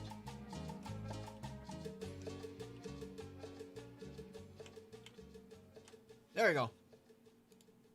We got our Saki. I'm gonna go and make sure that she actually has a tail though. She is still horsewoman. Horsewoman has a tail. So let's go and see. This is just a mental visualization, so I just imagine. Okay, so she has a tail. It's probably just gonna connect to the back of her spine and just gonna drag down here. So I'm just gonna do it like this. That goes off to the side, and right about here.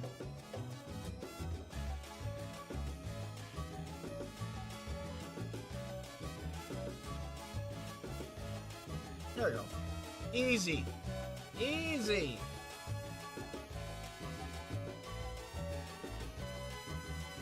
Bullshitting in art 101. You're learning right here, right now. Oh, man. But there you go. That is your Saki. And now that we have done this Saki, we're going to do the next Saki. And the next Saki is going to be in the dynamic Saki pose. Just going to move this over here. Alright. Boss time, people. It's boss time.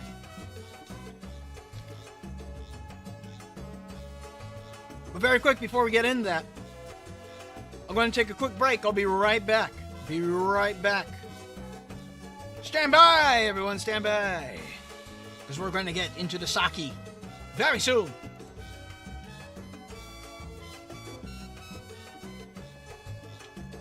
I need to move that BRB above this image.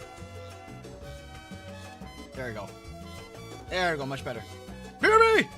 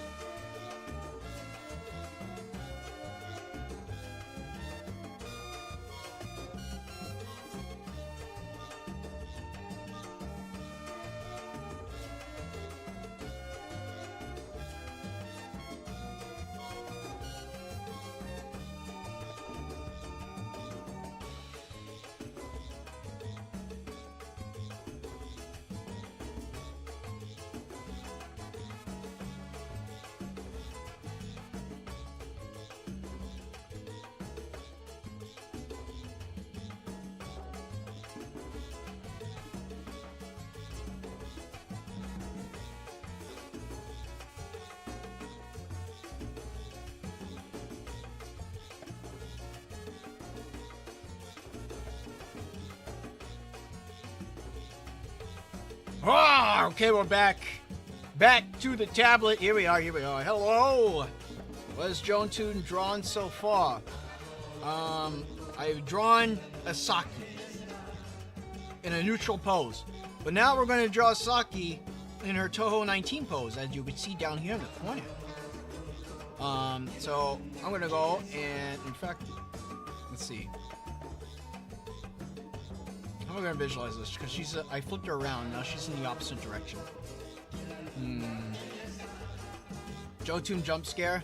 Correctamundo guy. How do I visualize this?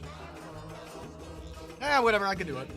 Anyways, so we learned on how to go and do the frame. The frame. I'm going to put in the funny little... Give me my pencil back, you bastard. There we go. We're just gonna do it like this. We visualized it like this. You see? We did this. We did this thing. But now what we're gonna go and do is that we're gonna go and actually move the limbs around. Because this is just a neutral pose. We need the Saki pose. We need this right here. This. Alright. So just like last time, we start out with a circle. I'm starting out with a circle. You can start out with a circle, of course. But, here we go, here we go.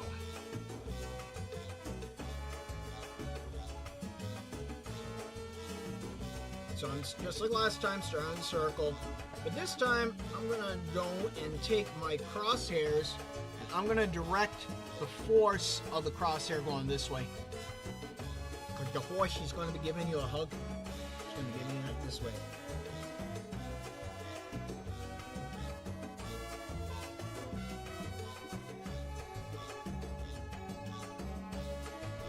Let's see. I'm gonna preemptively draw her jaw on early this time. Because she's on an angle. And when you're on an angle, that means you can see more of the face. More of the face. More of the dynamic shape of the face.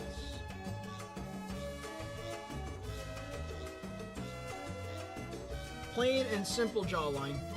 Nice, simple, rustic, raw, indeed. Alright. Gordon Ramsay. Gordon Ramsay was an artist. He'd be critiquing my form, saying it's dog shit. Saying that, calling me a donkey and not a horse. I'd be sad. Alright. Here we go. So next, let's see. I'm gonna enlarge the Saki just a little bit on screen so I can look up and then get. Oh wait, what am I clicking on? I'm lost. Okay, there I am. I was lost. All right. There we go. Much better. Get rid of the big red lines on OBS. Actually, no, I forgot to go and put her neckerchief on. Yeah, I'll put that on later. That will just be one without. She'll be with sans. All right. So, do a little bit of a dynamic pose right here.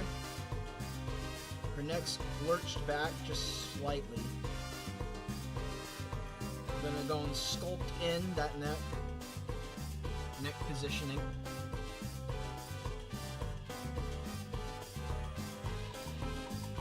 Just like so. Alright. Get her ear in early. As the music intensifies, it builds. Because we're fighting a boss now, I guess. I don't know. You fight. Hey, you ever fought a boss inside your art class? I don't think you ever have. I know I have. You guys think that Saki has horse ears under that hat? I don't know, maybe. Depending on how Zune draws his characters, could possibly be. Next, we're gonna go and draw our torso. If yous guys, or should I say, y'all, are following along, you should be doing this too. Because, I mean, this is interactive. We're all drawing Saki, technically. Not just one guy's, not one jabroni's drawing Saki. No, we got a whole art class of people drawing Saki. Saki the horse. Alright, so let's see. I'm going to do the 4 sections of the torso. Now, this time, you notice, I'm doing something a little bit different. Last time I was just drawing a square for the torso. But now we're at an angle. I got to go and add that depth. So what I'm doing is I'm actually drawing a cube. Just like this. Not a thick cube, but a flat cube. One might say it's a rectangular prism. That's lame. We're not in geometry. We're in art class. Math class is down the street. Anyways, I'm gonna go and draw that curvature of the spine because she is presenting herself. She is like what do you say, like the come at me bro almost? Come at me bro pose. This is our midsection. Torso section number 2. And that's going to go and follow up into the curvature of the spine. And by the way, if you notice, another thing that I'm doing, you notice how exaggerated her form is. This is called the S-curve. You can even see it inside this Saki image right here. It is an S-curve. It goes like this. But in this case, her S-curve is going like this. It's kind of like where the energy of the drawing is going. So, energy's going this way because she's facing who's ever standing in front of her, where it'd be Reimu or Yachi sticking her tail in her mouth. Because in Touhou 19, for some reason, it's just like that. But anyways, yeah, whoever she's facing, she has her energy pointing out this way because she's supposed to be intimidating. She's an intimidating horsewoman. And I wish to go and replicate that energy. So.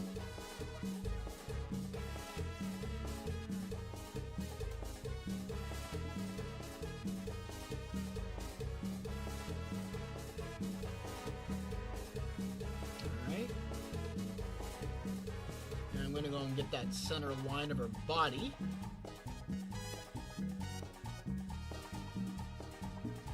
Just to go and demonstrate the S curve of which I'm talking about. Normally I don't draw the center line, so I'm just doing that to go and demonstrate to you people what I'm visualizing. The boss is the teacher. Yes, you fight me. You fight me afterwards. Alright.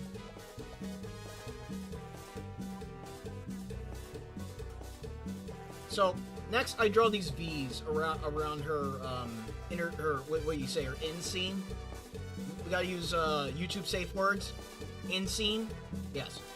So around the inseam area, this is where I would connect the thighs to the pelvis. Just like last time where I demonstrated on how I do it like right here. See how I do this V? I color it in. It's a big old V. I'm technically doing the exact same thing, but now we're at an angle. And just like that, I do the exact same thing again. Except I'm going off at a slight tilt. Following the energy of... Actually, I'm going to widen out her stance a little bit more, but... Because her legs are very much like in a power stance. They're spread. Spread in power.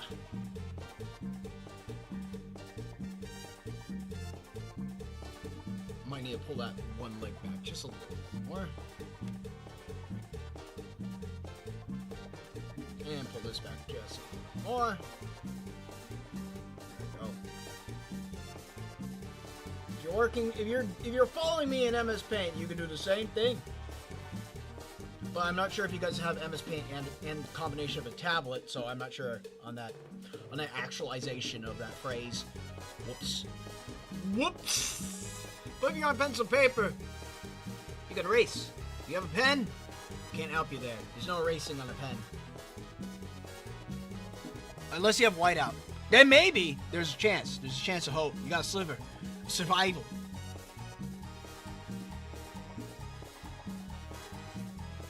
Alright, next we're going to go and do the connection of the calf to the knee. So this is going to be a little bit different because we got two different angles. One foot is going to be facing this way. The other foot's going to be facing this way. So we're looking like this. Kind of like that. Gotta follow that energy.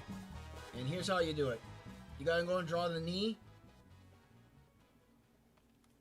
And then you draw the other knee. Something a little bit like this. This is where it kind of gets a little bit complicated because now we're falling off of our general directions, what we know before. But at least for this foot, we know all we need to do is draw this exact type of mental model from like the foot tutorial that I did. But as for this one, we're going to just turn it around a little bit. Same thing, just like that. Very simple. Make it very simple. I can make it very hard. I'm going to make it very simple.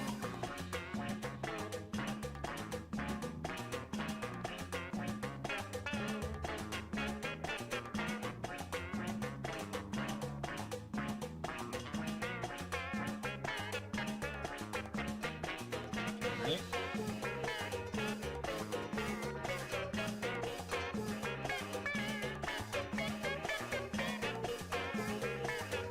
She's wearing heels, so I'm going to elevate her feet just a little bit.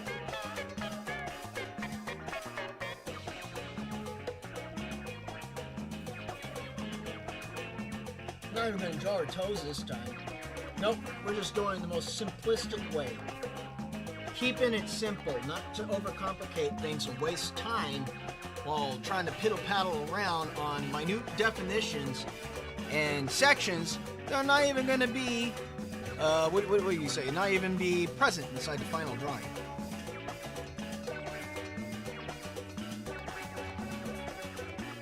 Does Tippy listen to gum step? I have no clue. I have no clue what gum step even is. What is gum step?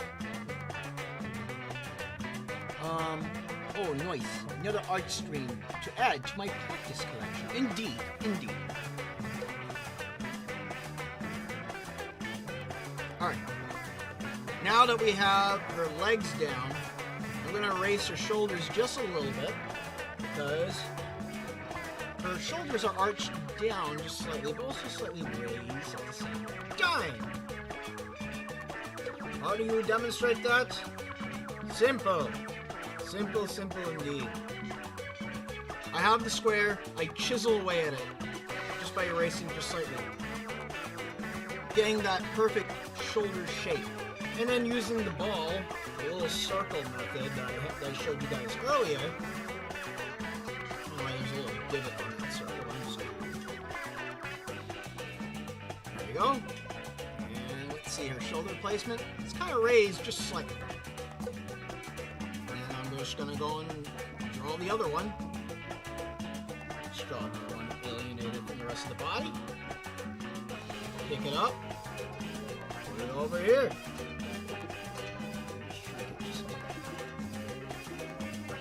There we go. Next is her arms. Oh, what we got? Is everyone here on Discord? No. Gum step is a less wub version of dubstep. Interesting. Only Jotun or Murano can post the Discord link. Oh, okay. Well, I mean, I could share the Discord link after the stream is done for anyone who's interested in joining the stream to go and share results on the Discord.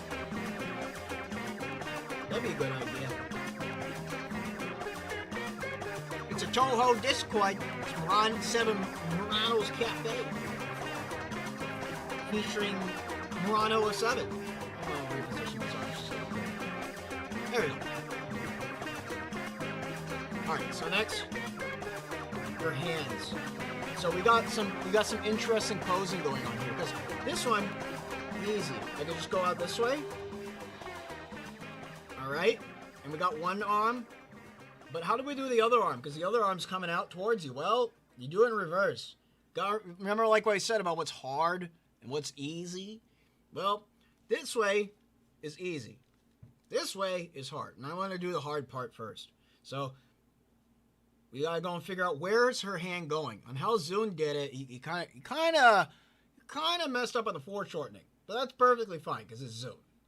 He can get away with anything. And what we're going to do, we're just going to increase the size of the hand just a little bit, and I'm going to actually maybe I'm just going to tag it in just a tad. Scooch. There we go. And I'm going to go and draw the fingers.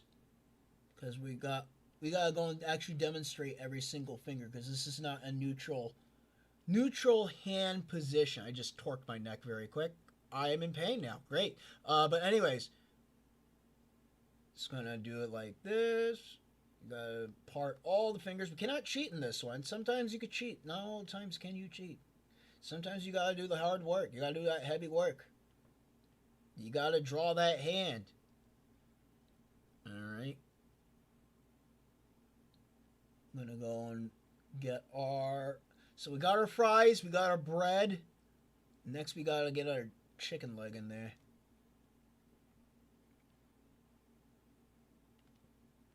There we go. And my music did not loop again, but I will bring up a different music this time. Let us bring up this other Touhou cumbia selection. Let's see. This one. Mucho Betoro. The Discord is nice, neat to both lurk in and look at art and interactions, as well as chatting with other people. Indeed. Don't worry, I will share the Discord at the end of the stream, so everyone can join in and share your results with me on your wondrous Saki drawings. Alright.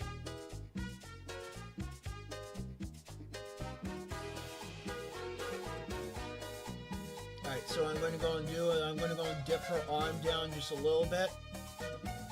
Something similar to this. Something similar to what I have this energy going on here. I might need to lower this arm. No, raise it up, actually. I'm gonna make the energy is gonna go this way, so I'm gonna go. How do I want to do this? All right.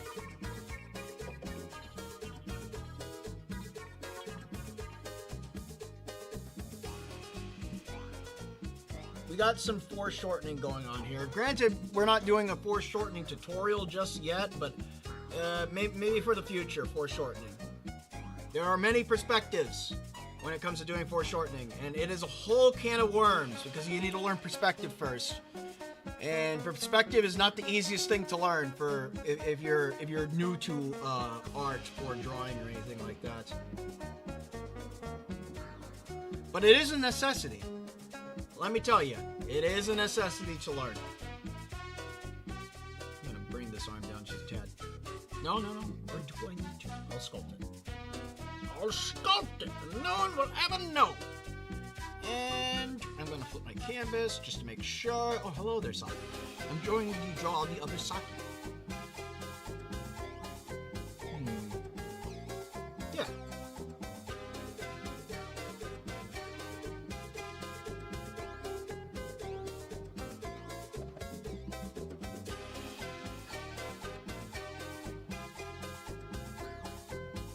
I'm gonna draw my bread. What do you say, that hand's dipped down? I'm gonna go and redraw my bread. There we go. Get my chicken leg in there.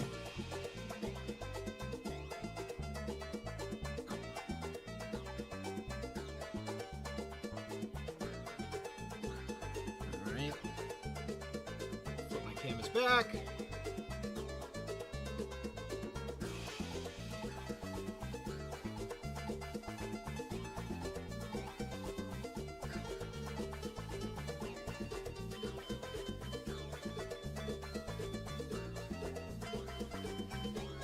This is one of those difficult hand poses, but not too difficult.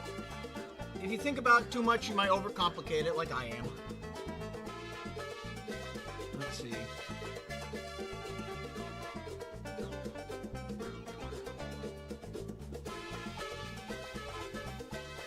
Sometimes you just gotta walk in, draw that freaking hand, draw them French fries, man.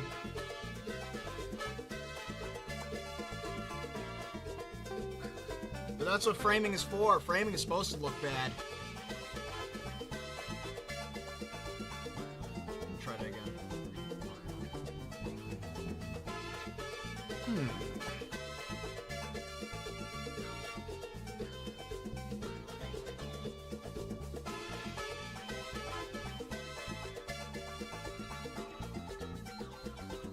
Let me see. I'm looking at my own hand right now.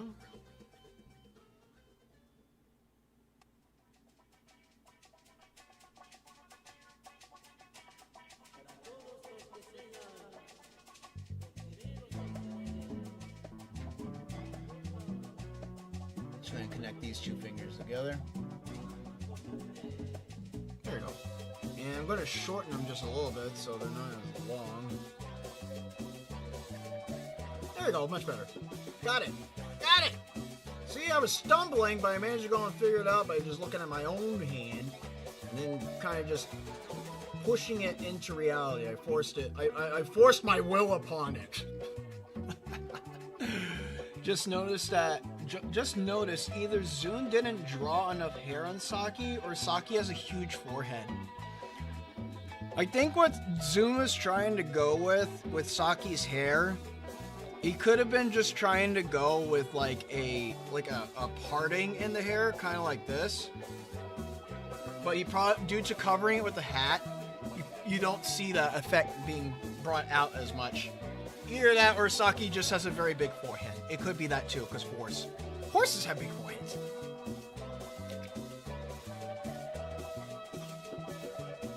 But generally, this is what we're looking at. See this? Oh wait, you don't see that. I gotta move it. There we go. We got our Saki pose right here. I'll pull you down just a little bit more. I say a little bit a lot. I don't say a little bit. I'd say a lot.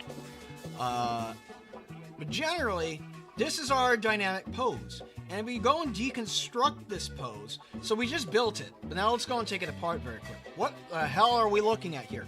So I mentioned something about a line of energy earlier. That is the dynamic S-curve line that is essentially the thing that makes drawings look nice. We like to go and look at things with a slight curve in mind, because curves are cool. Curves can be etchy. Curves can be cute, in a sense. But generally, this is what I mean. Here is the S-line curve that we are talking about. So it starts from up at the top and goes down to the bottom. So I put 2 dots. Dot up here, dot up there. Goes like this. This is technically what we're looking at. This is the S curve. Or if we go with the energy direction curve can also dictate on where a character's kind of like giving off energy to. It's hard to go and explain that part. It's kind of like we're going off of visualization science at this point, but generally it goes like this. So this is like a pose of frame, and then you get like your S curve that goes with it. I get the red line. See how it follows the exact same thing? They kind of go hand in hand. And then obviously you got things like visual direction, wherever the eyes are looking. You can have eyes that look here. If I go and draw some, you get the eyes that look this way, or you get the eyes that look this way. You get eyes that look forward, and generally this can always give you a different feel depending on where the eyes are looking. Stuff like that. But other things that you can do with the S-curve line is stuff like where it's like for exaggeration purposes. If I were to go and just make her stand up like, wait, what do you say? Here, if I redraw this very quickly, I go and do the exact same thing. I'm gonna go and I'm gonna do it outside of the standard what I was drawing earlier, but I'll draw this without the S curve.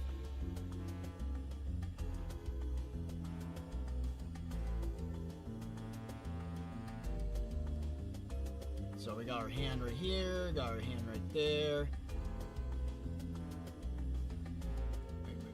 Choto. Go like this. Yep. Gonna get those arms, gonna get those high definition arms.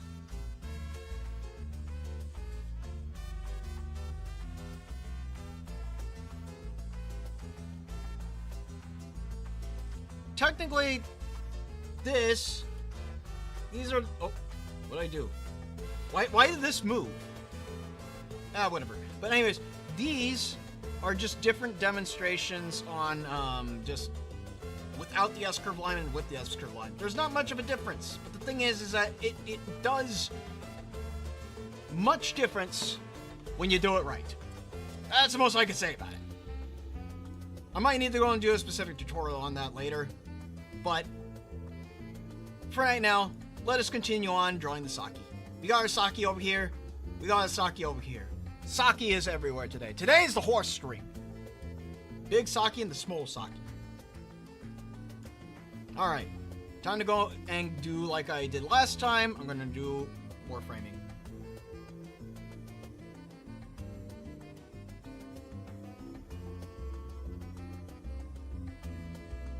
Just going to get our fingers in here.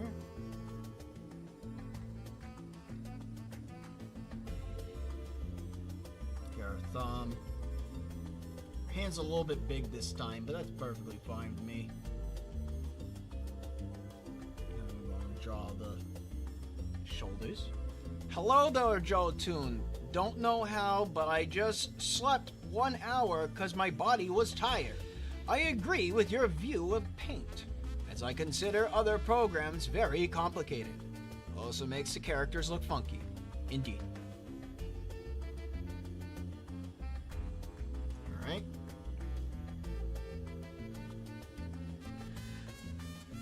just like last time, doing the actualization of the line work that I did for previous, like normal. It's just tracing over your previous drawing and making sure that the line work that you actually want comes out of this jumble of lines. It's kind of like pick your line, find the correct line that you want from the line work, and then you work with that. Well, that is the purpose of sketch framing and framing in general. You want a better drawing, you gotta do framing.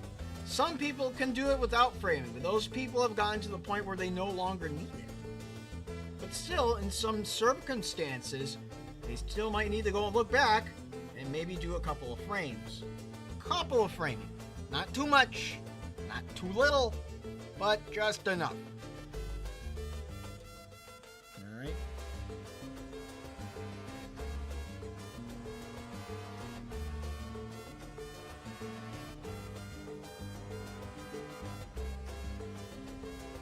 Add a pitch point right here.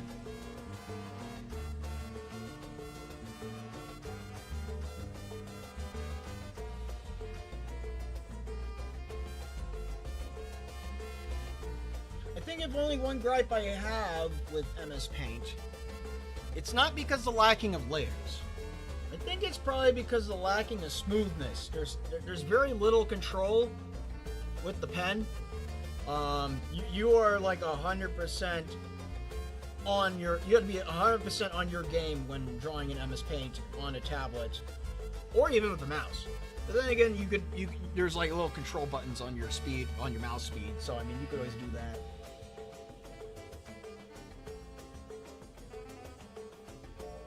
All right. Get our knees in there.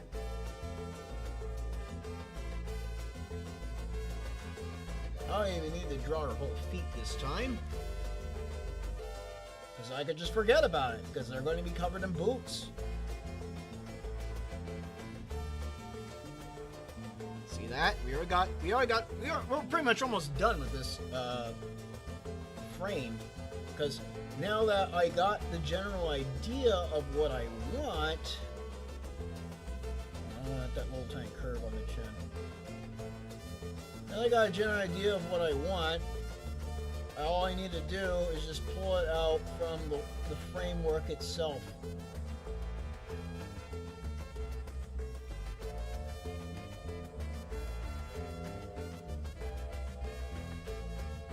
Let's see. I'm probably going to pull that jawline back just a tad.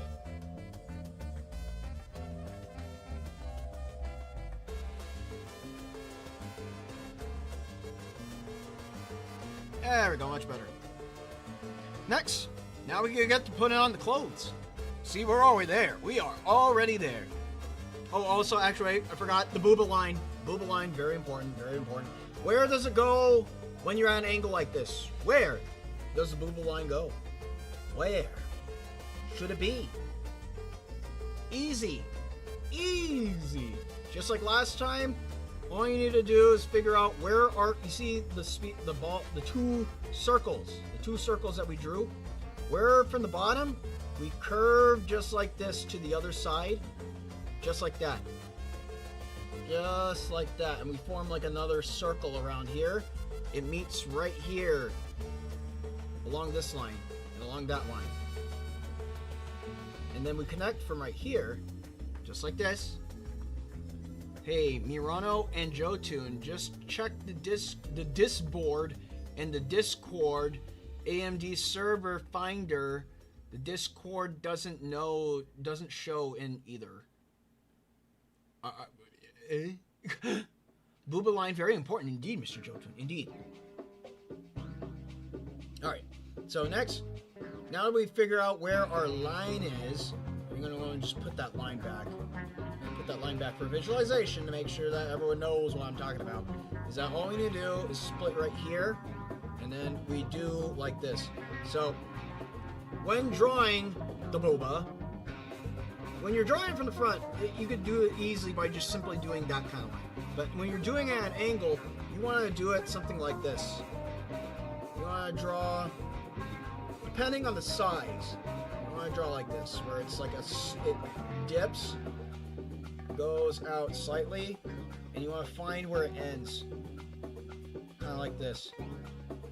And it circles around, connects up to that line. And you want to do the same thing on this side, but you want to dip it inward just slightly. Because this side is not as defined because it's pointing towards you. Wait for it. Always have difficulty at this angle. But that's okay. Let's see.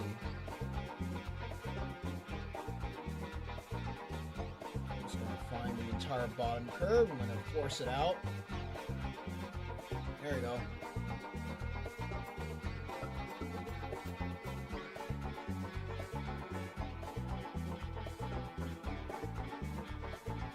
There we go. We got it. We got it! And if you look at the clavicle zone, it still connects right there.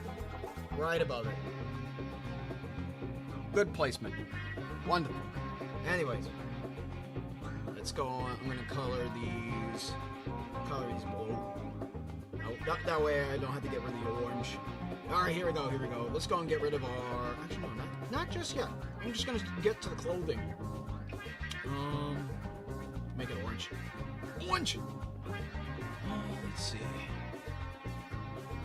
Just like last time, we're going to go and follow the curvature and do the little frills. Frillies. Lots of frillies. But she does wear a special shirt. And her special shirt kind of just does this, where it kind of continues on. It connects right here.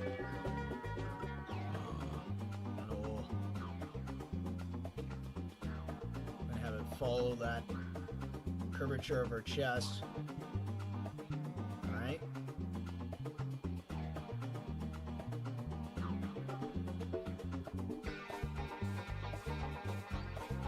Pull that.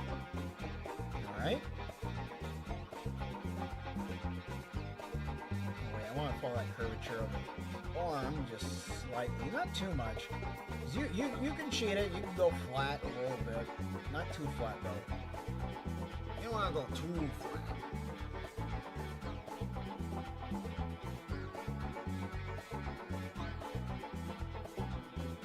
Alright. I'm going to flip my image back. Wait. Do I need to flip my image? No, I do not. I do not need to flip the image.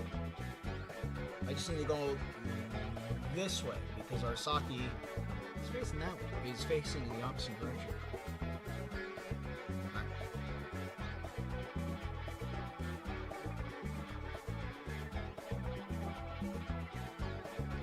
Is she mirrored? She's mirrored, isn't she? Transform. Flip horizontal. Yes, she is mirrored. Alright. Throwing me off a little bit with the reference.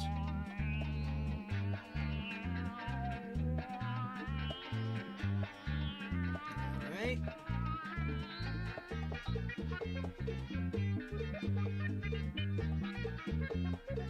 This time it's a little bit different because it's wrapping around her body, so we get to see a little bit more of the other side of the character.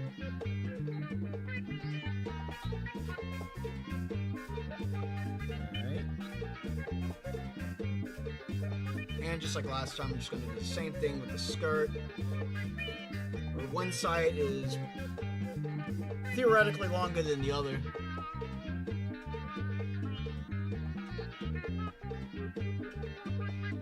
It's going to go out.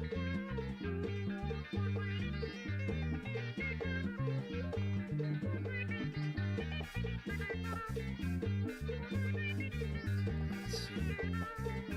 Just like this.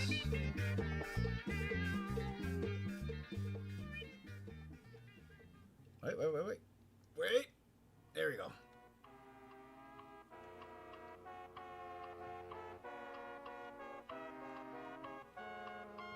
I'm going to pick that up and connect it right there. And much better. Much better. Now we're getting to the Saki details. Just want to shorten this side a little bit.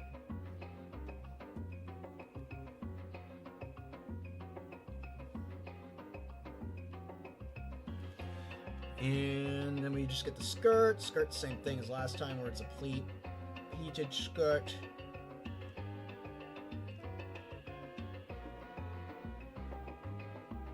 Yeehaw woman. I'll put the crease on there. Probably not. Probably not.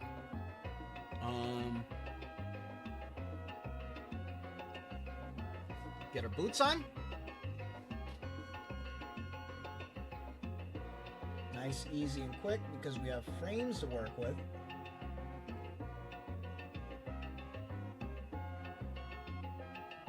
Kind of just go up like this, and then make a V.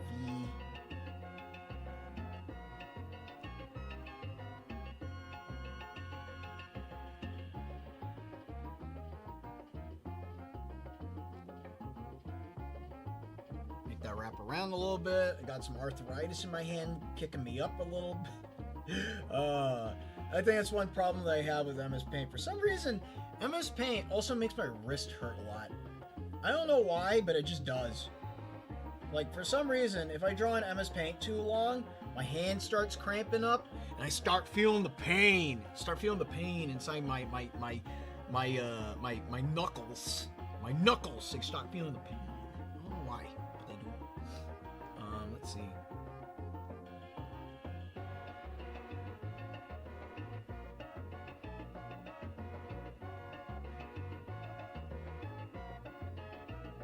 Drawing crease on the shirt, simple. Just do like go from a center point and then go down, and then follow the underhand curvature of the boobo. You could put on an extra curve right here if you want, but I prefer not to. Maybe over here though. Maybe over here if it's too dramatic, I guess.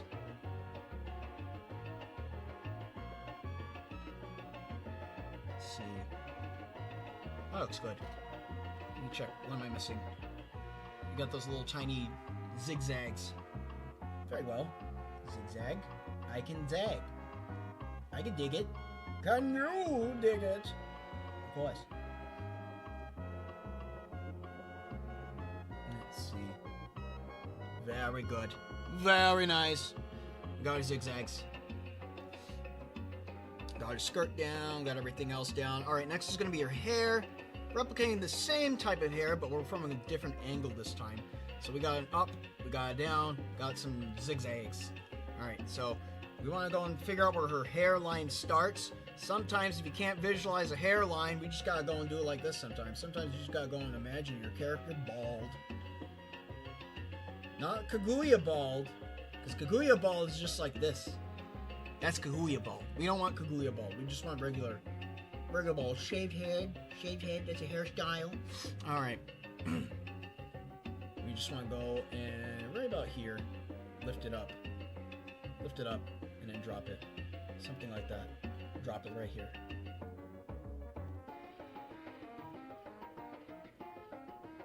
Let's see.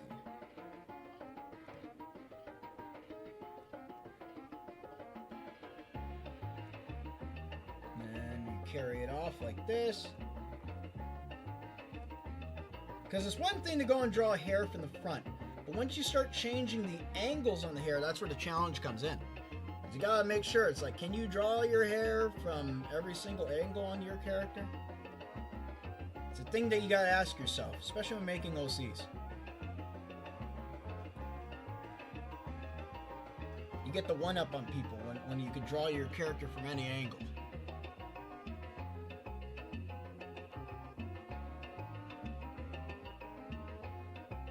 That up. All right.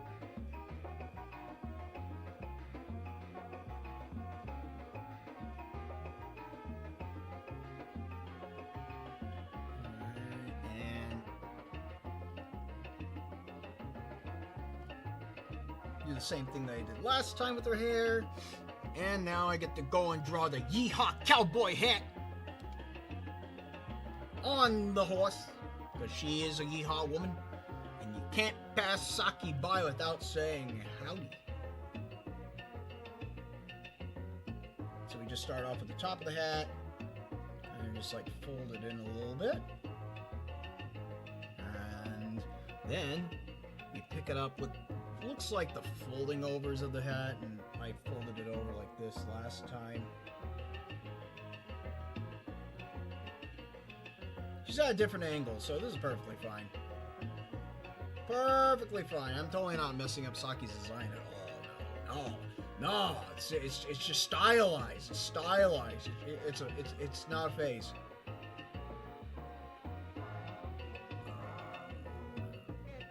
Wrap it around, maybe like that.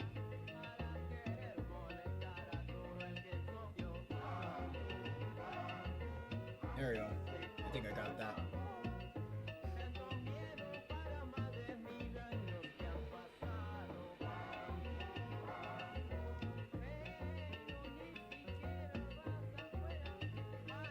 Ah, much better. Much better. Yay, MS Paint! Of course, people are cheering on for MS Paint. I'm not gonna get rid of the black inside her head yet. But I do want to go and start cleaning up the rest of her, though.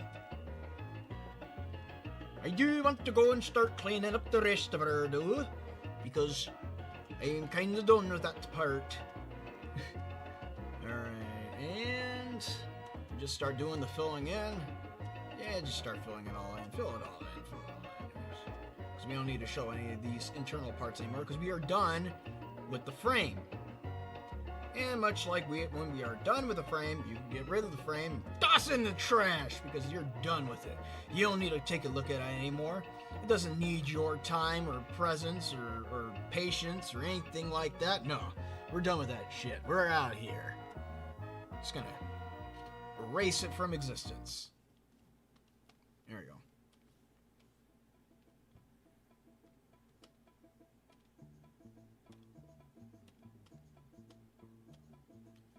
I'm gonna fill that in.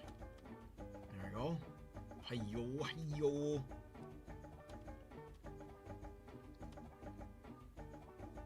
Make that blue again. Make it black again. And make it green again. Erase. Yes. Yes.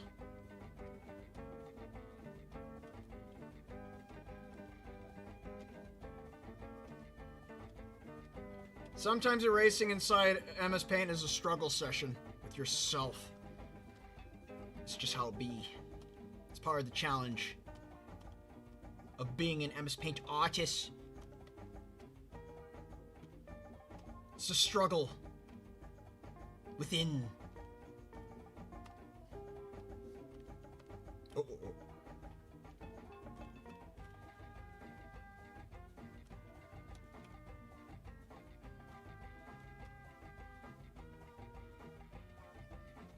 Fill that in with black, fill that in with black, black.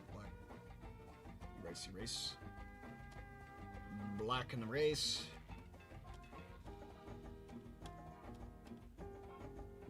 I need to fill you in. There we go. Get rid of you. Leprechaun alert! Leprechaun alert, where? Where?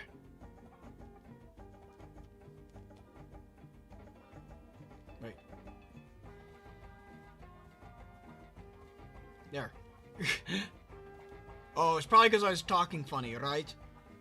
Of course I was. Tiddly bee, tiddly doo, how are you? I'm getting an erase of these lines. And it's just, can I clean that? Oh, it's blue. It's blue, alright, that blue. That's right. There we go. I'll color in the bottom half of the body in the green.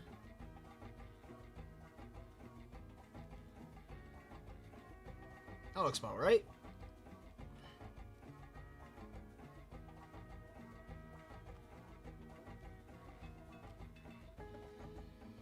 Alright, here we go. Now we got the face. Let's go and keep our crosshairs here. I want to keep them. And how do I keep them? Just color them in a different color. Make them orange. Orange. Orange. Ayo. Fill. Color that blue. And black.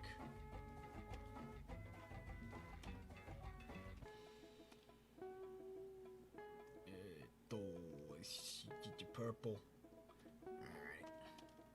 And I just get rid of that. Just get rid of all of it. Get rid of all of it. Yeah, here. I don't need you. I don't need you. I never need you to begin with. Bah!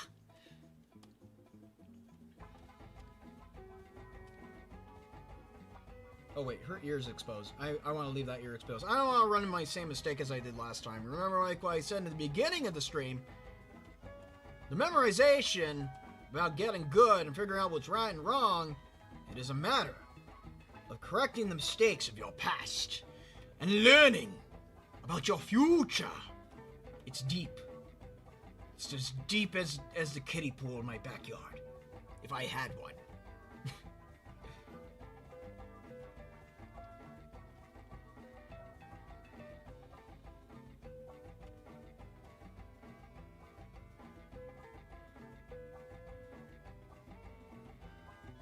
Just follow the curvature of her head a little bit. Right there? What about here?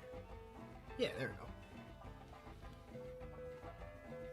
go. And now I could go and color all this in the Correctamundo color.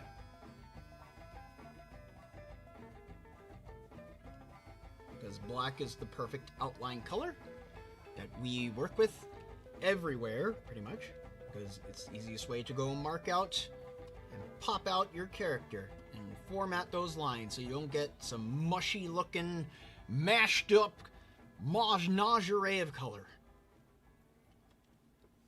Alright, here we go. So we got our eyes. And here's I'll demonstrate to you a cheap way on how to go and get those eyes. So we had these eyes over here. I'm just going to go and copy paste them. Let's cheat. Let's cheat, people. Let us cheat. I almost knocked over my water bottle. That would have been terrible. There we go. Much better. Don't have to go and worry about a water bottle tipping over if it's empty. See, normally I would draw the eyes again. But for the sake of speed and efficiency, I'm copy-pasting the eyes. And how do I copy-pasta these eyes? Because I could do one side, and that'd be nice, fine, and dandy. Also, I'm going to erase her eyeballs, now I think about it. Alright. So, if you're on a computer and you're doing this, here's how you copy pasta some eyeballs. You just gotta go and do it like this. First, you gotta figure out where your eyes are. So, my eyes are gonna be right about here. Right about there. Yeah. Alright. So, now I know where they are. Get rid of this. Your face is dipped down just slightly. So, I'm gonna do it like this. I'm gonna copy you. Copy. Paste. I'm gonna flip you around. Flip horizontal. There we go. Alright, so now we got one eye, and like normal, it goes right above the ear. But since her head is dipped down just slightly, I can make it just about even with the ear. Something like that. Just about that. No? Yes? Unga bunga? Alright. But how do I do this eye? Because this eye is kind of weird. It's normally shaped. Well, here's how you do it. You squish it. Just like this. See how it's already starting to fit in the shape? But obviously MS Paint likes to go and make things crusty when you squish them in. So I gotta go and do it like this. No, wait, that's down. I wanna go up. I might need to redraw this eye, but if this was in Clip Studio Paint, it wouldn't be as crusty. I can fix this eye. There we go. Now it's less crusty.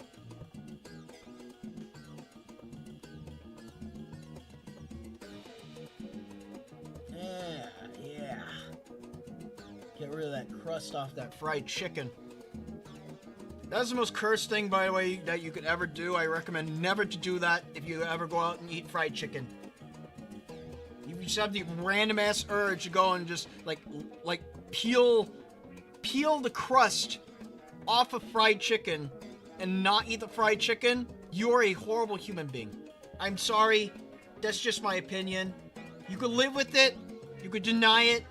You can unsubscribe from me. But if you are a person that eats fried chicken by scraping off the crust from the fried chicken and not eating the chicken, I don't want to associate with you because you're not a normal human.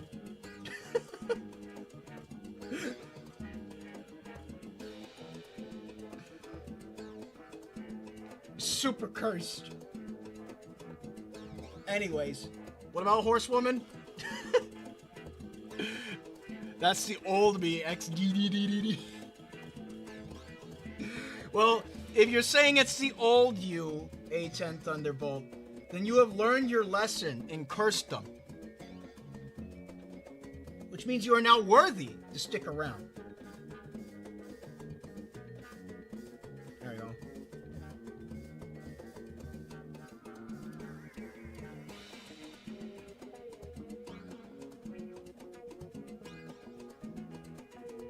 Might need to make it a little bit thinner.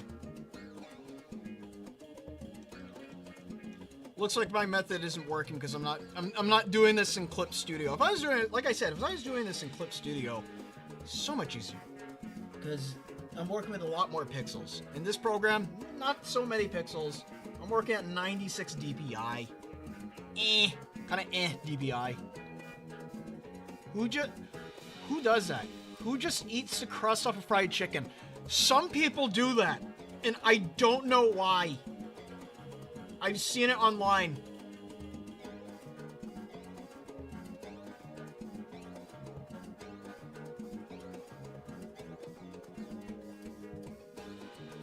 It's kind of like the same people that like peel the crust off the fried chicken and don't eat it as well. They're equally bad. Like, they're supposed to go hand in hand. Like, what are you doing, guy? What are you doing? You're not eating the fried chicken for what it is? What do you do? What do you people just eat the breading off of fried chicken? That's what I'm saying. It's cursed. Just like this eye placement. But anyways.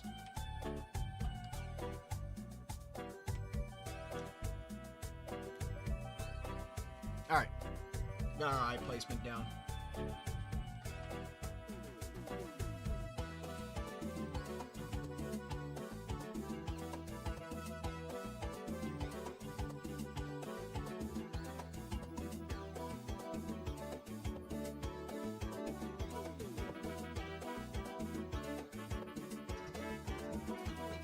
Face seems a little bit too low now, I realize.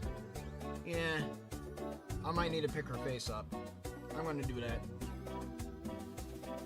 Put that eye back. In fact, here's what I'm gonna do. Let's see how far I can control Z.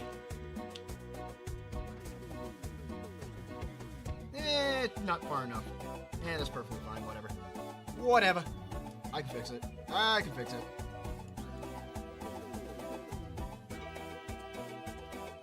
Just gonna rip this eye off the body.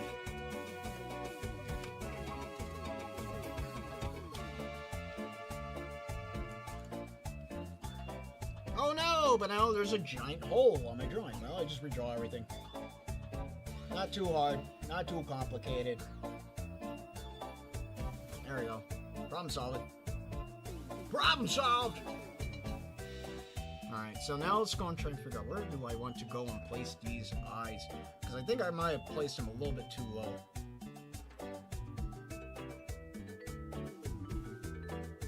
Clean that up a little bit.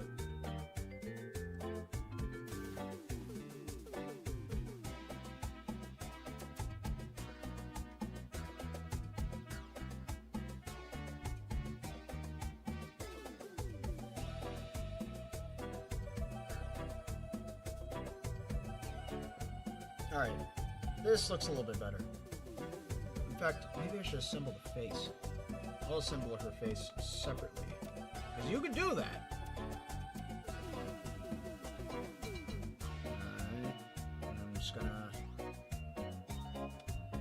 appropriate spacing.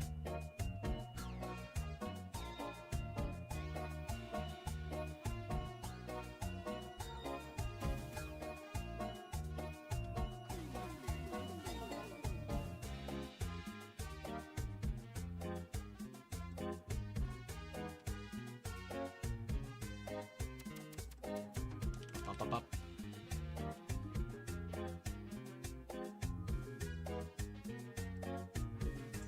If you don't get it right, try again. That's just how it be sometimes. Let's see.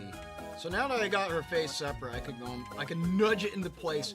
This is part about the whole thing about forcing things into reality. Final eat. Oh, hello. Hello there. Hello there. Howdy there, partner. As I should say appropriately. I mean, we're drawing horsewoman. I should say howdy. I'm not going to say y'all because saying y'all's cursed. Even though it is a very American thing.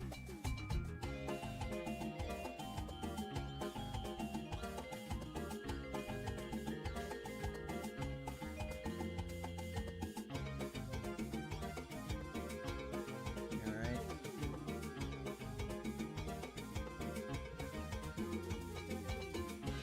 No, open her mouth.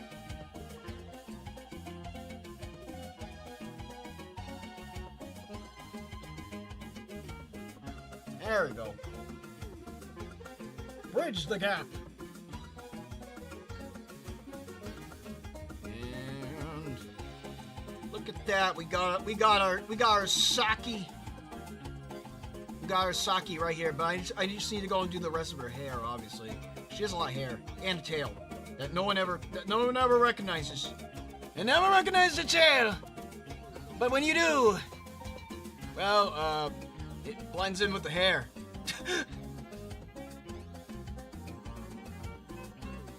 Alright. Let's get that nice long wavy hair in there.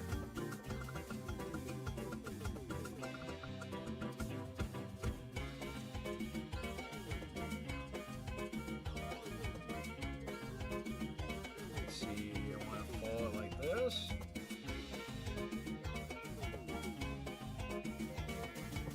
I'm doing that wrong. Here, let me try it again. Put it like this. There you go.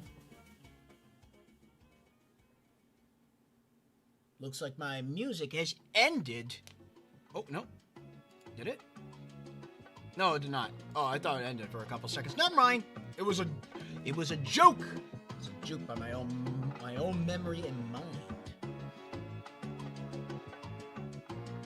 See, I want to follow it like this. No. I'm going to go up. Higher. Higher!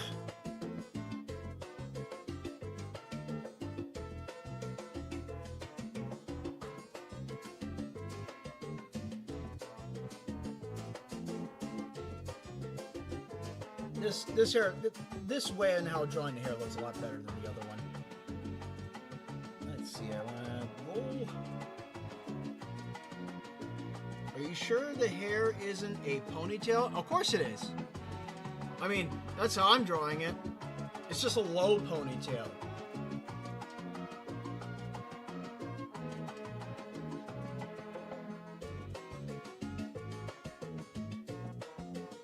But her actual tail, yeah, I'm gonna draw it down here though.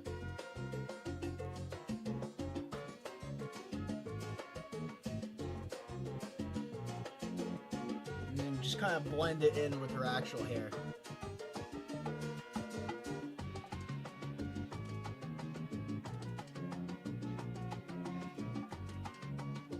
Let's go and fix this hand. Let's see, how do I want to do that?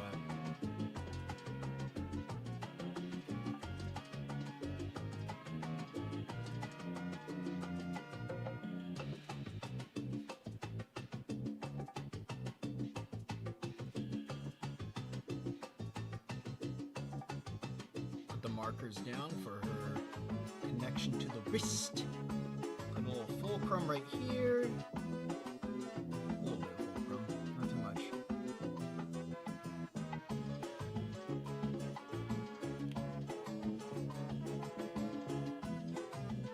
There we go. And then, now we gotta go and do her wings. I'm gonna give her this eye. I don't need that eye anymore. Kick it out of here. Kick it out of here. Get a big old boot. Get a big old boot and just kick it out of here. Don't need any more. Alright. I'm gonna zoom out a little bit. Let's see how she looks. She looks okay. Not the best. This is for practice. It's all for practice. It's all for show. I don't want to drag you out just a tad. I want to drag you out just a billion miles. Right about here. Oh, yes. Alright, framing for the wings. Blind Saki.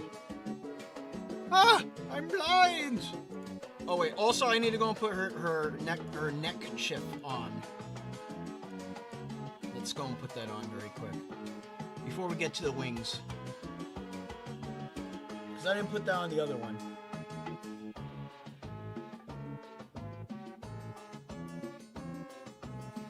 And it goes pretty tight, right about there.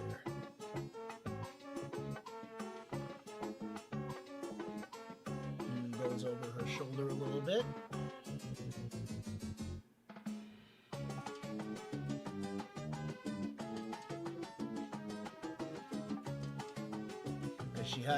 She's got to be super yeehaw woman, so I mean it's just how it is.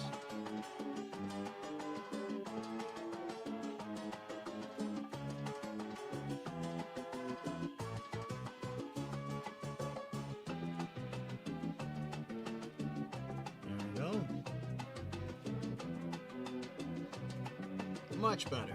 Yes. Now we're getting into the horse business.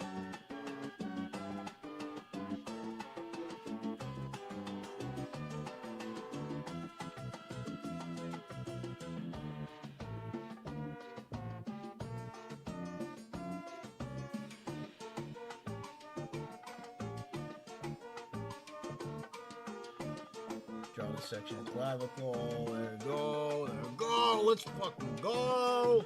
Okay. That's the only hype moment that we got for today.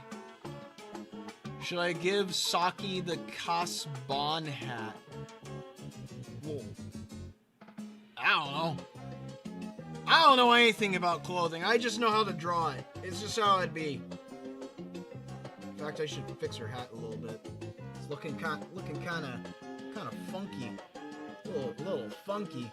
Not Cerno funky, but just funky. Alright. Next is her wings. Her wings! She's got to be able to fly because she's a Pegasus. Alright, so let's go and draw the framing for the wings. Just like last time, like what I showed. It's kind of the same thing. Same thing. She's got her wing. Oh, she's got her wings all the way pointed up, though.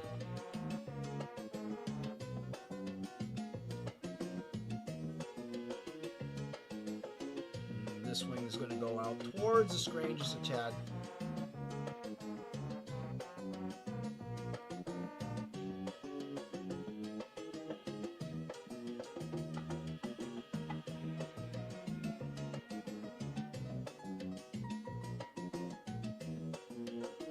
Make her wings fucking massive.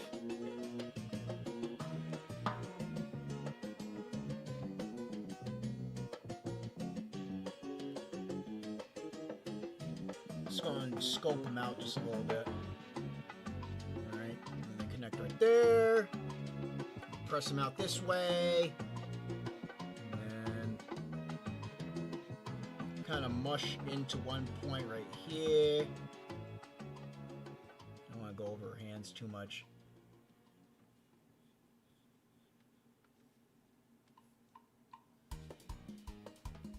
I'm going to increase the size of the canvas. Move everything out because I want to make sure I can show you guys what I'm doing. This is like show and tell. There we go. Wait, you can move things with arrow keys in MS Paint? Yes, you could. Yes, you could do arrow nudging in MS Paint. Watch. No hands on the canvas. Whoa! Look at it move. Look at it move. It even has momentum. Look. Magic. It's like magic. All right. I want you to go a little bit larger, going this way.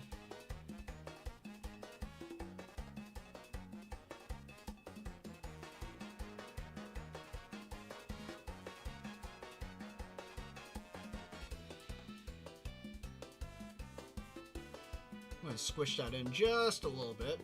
Maybe a little bit more. Yeah, looks about right.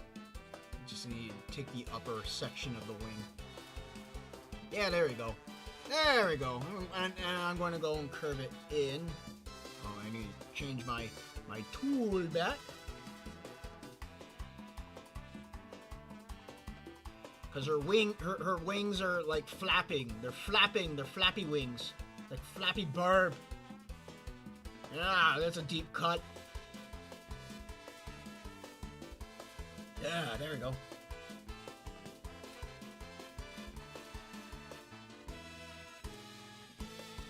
Let me see, how's that even?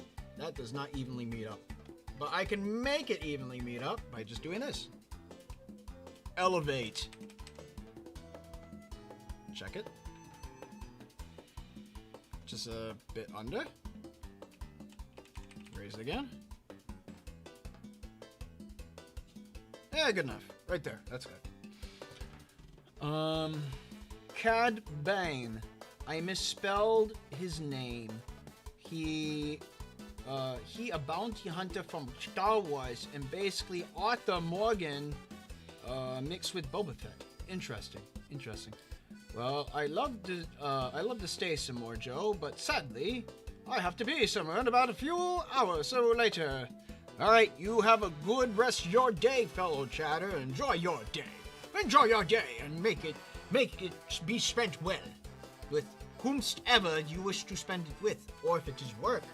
Hopefully, you enjoy your life at work and not suffer like most people do these days. Or school. Oh, no. I think school's out. School's out now, right? There's no more schools. Wait, is that coconuts? Is that coconuts from Discord? Fellow Filipino man? I can't tell. Everyone has different usernames. I get lost. All right, let's go. Let's do these wings. Let's finish this horse. All right.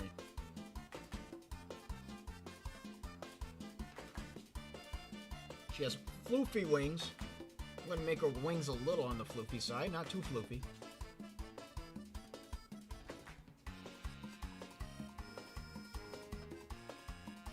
Saki was giving Fortnite? My school opened 2 to 4 weeks ago, bruh. Oh, you have like summer service hours? You like all year-round school or something like that?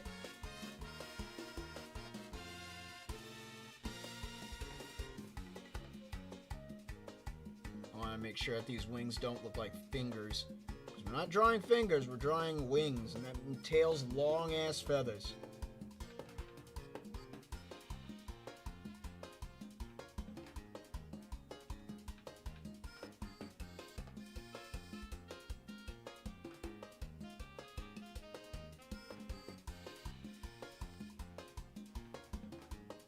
Gotta go and get the overcover, and then the undercover.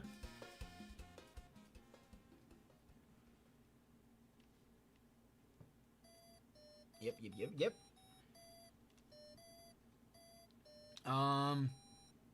All year round school sounds like pain. I don't know. Thai schools are different from U.S. schools.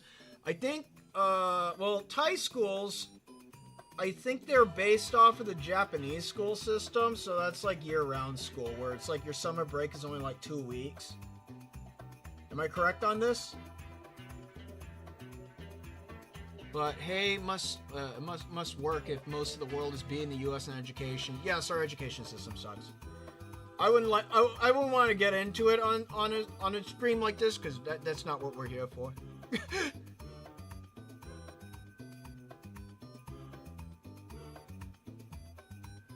But don't worry, The education that we get here on this channel, I'll make sure it's worthwhile. I'll make sure it's worth your time, because at least you're not spending money into it. Because if there's any goal that I would love to do is redirect people from going to college for art class. Good God, what a waste of time that is.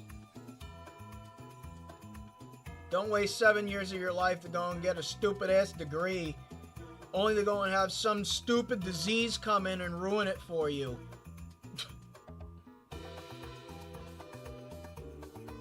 Let's see.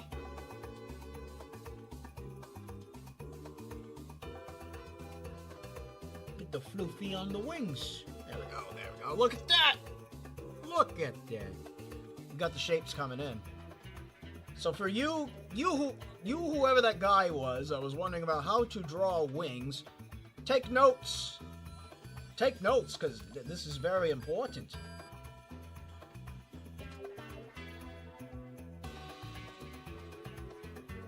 And it's gonna start curving up. I'm gonna pick it up. Start picking up those wings. As the feathers start curling over themselves. Oh, I got Discord ping, everyone. We got a Discord ping. Ignore that Discord ping.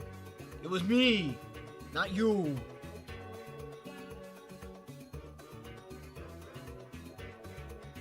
There we go.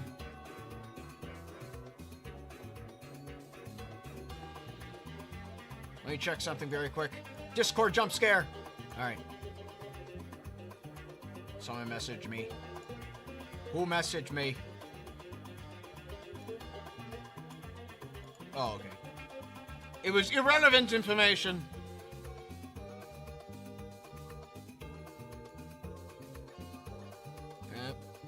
Yep, that looks about right. Let's zoom out. Let's zoom out and see what we got. What we got here? Yeah. I'm just gonna pick up and move again. There we go. All right. Let's fill that in. Let's get rid of the blue. Blue screen of death time.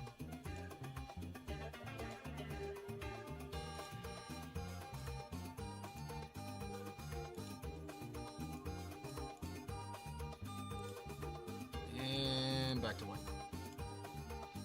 Fade to white. Fade to black.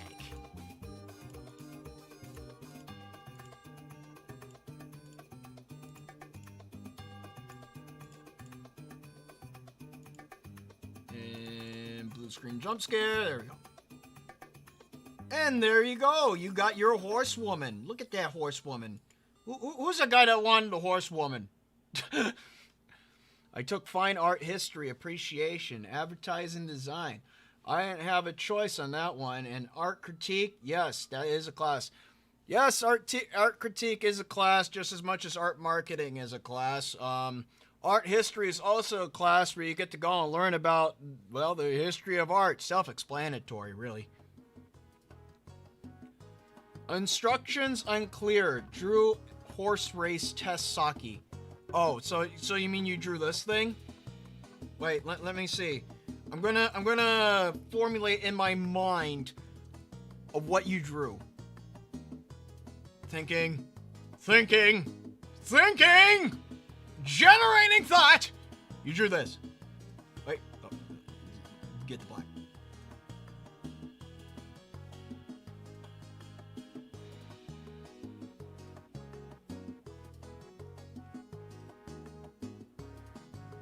And put the yeehaw hat on. Oh wait, it's Saki, so she's woman. So wait. Booba. There we go. Wait. Get the move on there. There we go.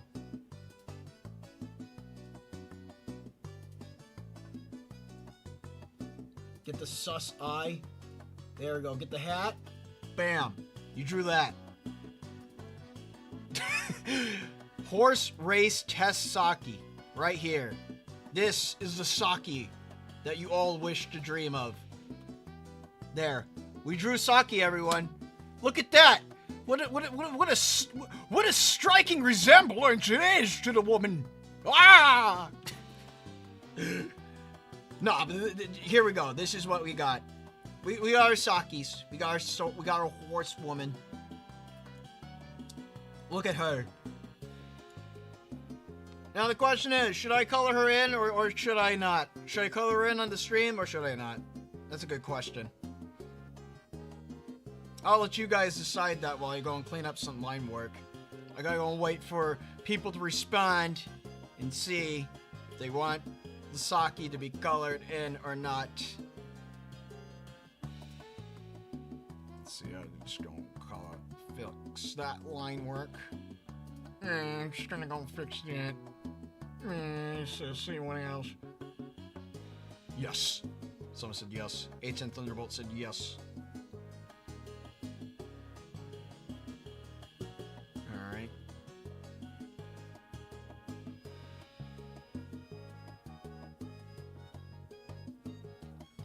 Maybe. We got a maybe and we got a yes. We get one more yes, I'm coloring them in.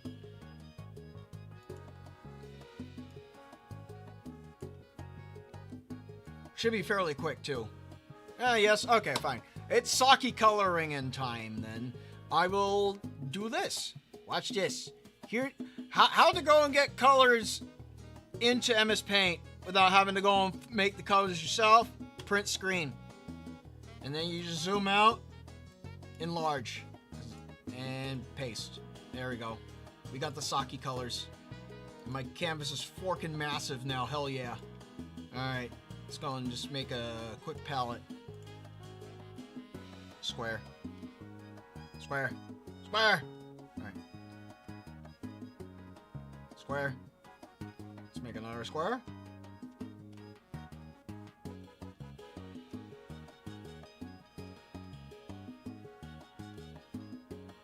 Her hat is the same color as her boots.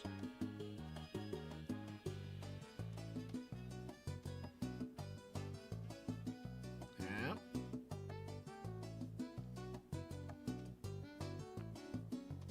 And we'll go with this black for her wings. We don't want them too dark. If we make it too dark, you can't see anything. I'm going to present it as... Yeah, it's like an eggshell white. That would be... What are we looking at? Only 160? Nonsense. Do minus 10. 130. Better. Alright.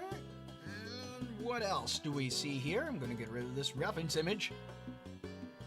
And we don't need this Saki here anymore, so I'm just she's just going to clippity-clop away. Clippity-clop away. Clippy-clop way out of here. Delete it. Alright. The horse is left. And all that's left is this fairy creature. Alright. Let's go and just drag this up here. See, this is a fun part when you do the coloring in, because you just click. Look at that, it just fills in, obviously not 100%, but it fills in to a point. It's satisfying to watch, except for when it leaks out and kills everything. And then it's no longer satisfying. Because you left a little gap in there, so I'm just gonna go flood the entire plane. Oh, yes.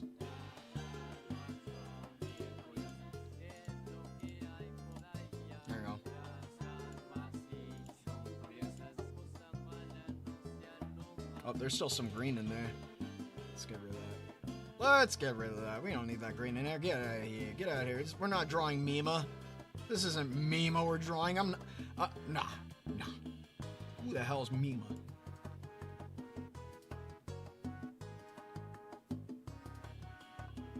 Nope. Alright. I'll fix those colors afterwards, but...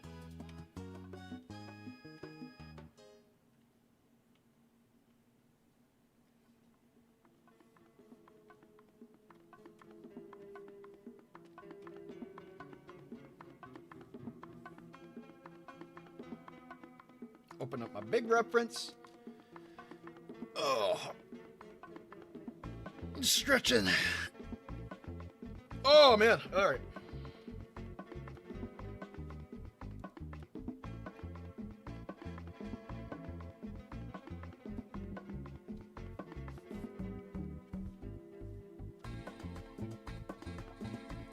those flamboyant colors in there.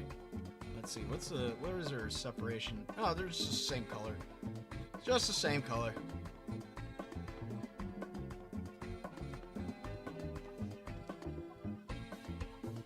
Yeah. Yeah, that looks about right. Yeah! Look at all those dark undertones. Yeah. Let's get the skin tone on there. A little freaky. A little tinged out. Let's see it. Let me change screens very quick because I need to see my colors. What I'm working with here. Like I said, my tablet's slightly desaturated.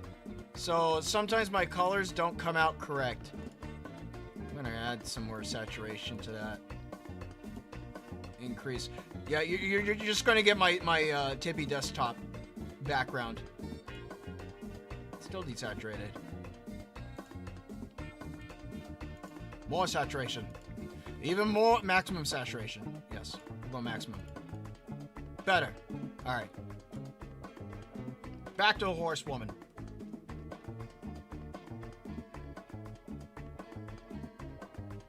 God's green, nothing happening here. Yeah, whatever. Ears. Your legs. Nope. We need to go darker tone here. I'm just doing the general coloring and filling. And then once I'm done with that, then I could just hop on over and do the cleanup.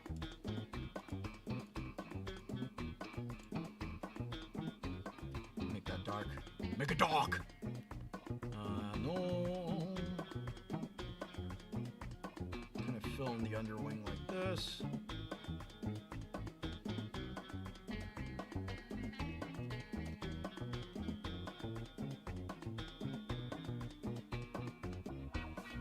It's no different from the other side, so I just do the same thing. There we go. Fill that in, fill that in. What did I miss? Is that a mystery? Oh, there's a mystery line right there.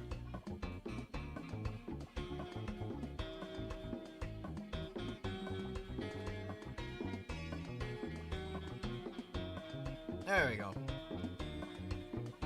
Let's see. I'm not going to do cleanup just yet, though I'm very, very enticed to do so. I'm not going to do it. I'll show and demonstrate personal restraint and not do it. Do not do it. Do not the Saki.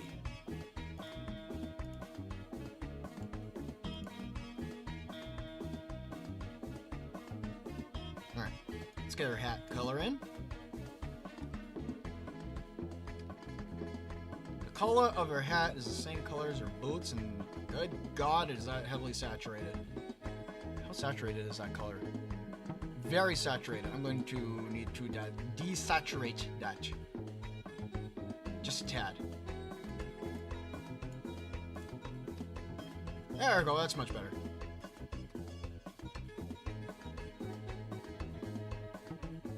Give her that green. Ayo, ayo.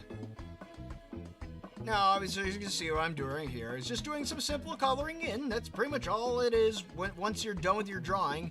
I mean, granted, you could do things such as further detailing and touch-up detailing and whatnot, but we're not doing that today because that is extra stuff that I cannot do in this program because that would take frickin' forever to do. I'm gonna not do that.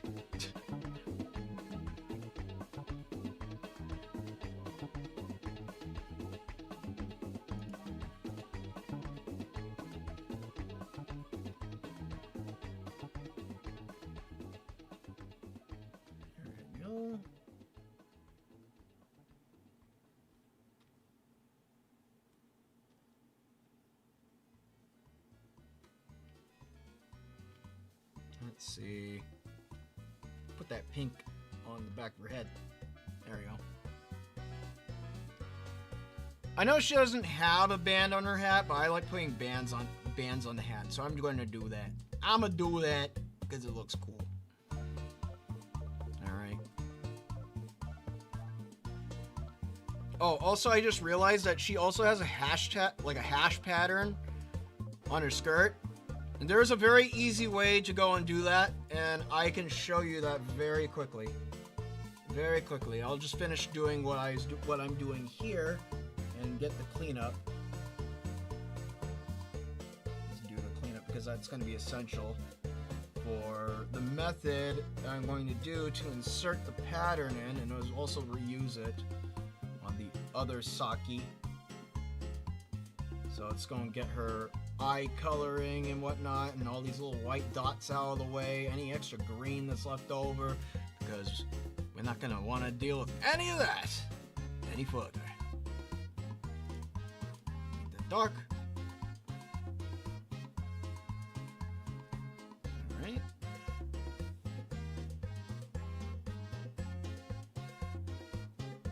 Still got some little gimblies here and there. Gotta go and clean up. Yeah, there we go. Alright, so first things first. She has a cross pattern on her shirt. So what I'm going to do, I'm going to remove the color from here. And there's a little bit of blue in her armpit. I just noticed. There we go. Alright, so this is now white. Why did I do that? Because I'm going to do it over here. I'm just going to draw a square. Decently sized square. And I'm going to go and try and check the size of that square. I don't want to make it too big. I want to make it fit within her shoulders. Right about there. Right about there, that seems good. Alright, I'm going to drag over to here. Fill that in. And I'm going to choose that adjacent color of white. It's like a slightly brighter version of that same blue, but brighter and crossed. And I'm just going to do this. Just going to do this. Watch this. You see what I'm doing? No, you don't. You don't see it coming. You don't see it coming. You'll never see it coming. When it does, be out of the loop. Be behind. This is stuff that you can't do on pencil and paper at this point. We're beyond pencil and paper now. We're in the digital realm. Alright. I'm going to copy this because I'm going to reuse it. Copy that right there.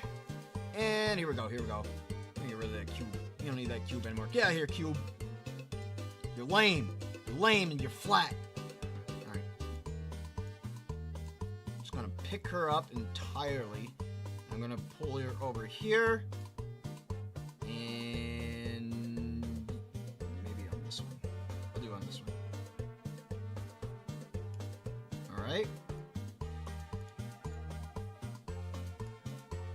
Bam! Now she has a pattern on her shirt. Look at that. Look at that. Nice and easy.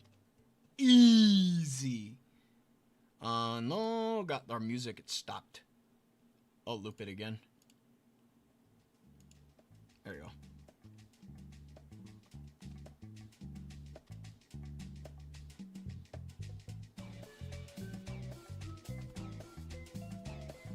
This album, it starts on Doki Doki Waku Waku and it ends on Yoshika theme. I just realized that. The Yoshika never stops.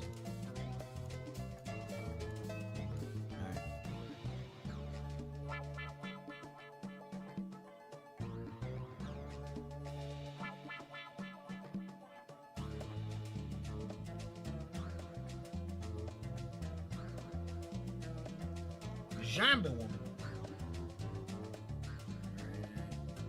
Alrighty, yo. And she has red eyes. Easy. Red eyes. Done. I think the last thing I need to do is the skirts. That is the same way, same method. Nothing different. Oh wait, or does it? No, it doesn't. Alright. What's that color?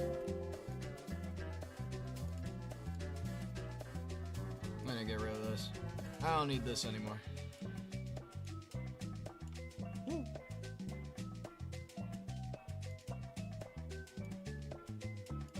I'm going to make that square again. Make it larger. Alright. Scroll over. How big do we want this square to be? You see, the advantage also of resizing things inside MS Paint, you don't have to deal with anti-alias. So perfect. So perfect. No crusty edges I have to deal with by resizing something. Jeez. Any tips for drawing bird wings? Well, I mean, if you were present for the bird wings earlier, the most I could say is that there are 4 sections to bird wings. 1, 2, 3, and 4. But generally, if you get down these 2 shapes right here, then that's all you really need, and then you can just kind of curve them and bend them. So your first section of a bird wing kind of just looks like this, where it's like it looks like the little tiny floofy bird wing that everyone knows. But then you get the main part of the wing that makes the bird fly and flap, and then you just connect that here, and then you just go big. So tiny, big, tiny, big, big, tiny, bird. All right. Horse. Of course. All right. I'm gonna take that, and this is like a slightly darker color. Slightly darker. Slightly desaturated. All right. And I'm gonna just cross tag it again, but this time it's gonna be a thicker variant. So I'm just gonna do it like this. Alright. Fill that in. Let's see, how's that? I just took a part of Saki. Whoopsie doopsies!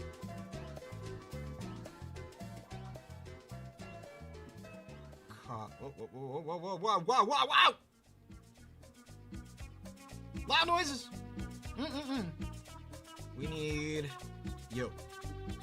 Yes. Copy that. Put it right here. Alright. I'm gonna push this over this way.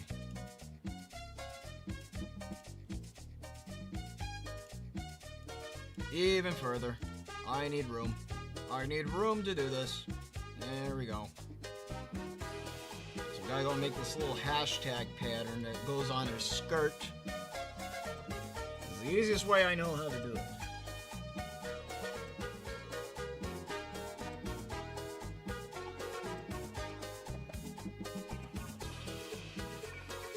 There we go.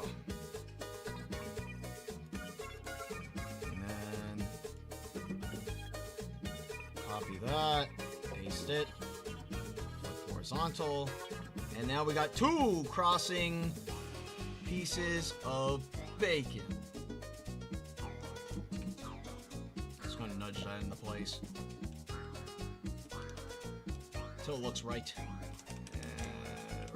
There we go. Copy that.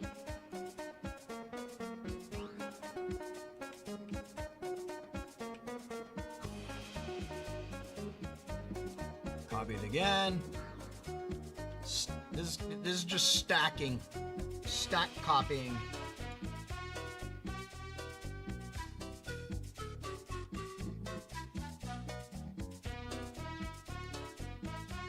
Duplicate again. I think I might go down this time.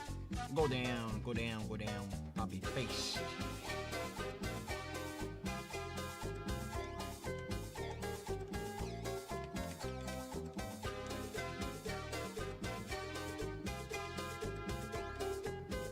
There.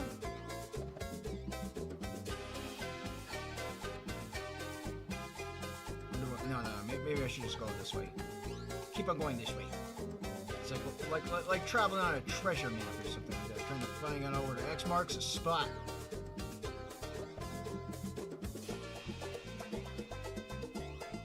Making bacon. Whoosh.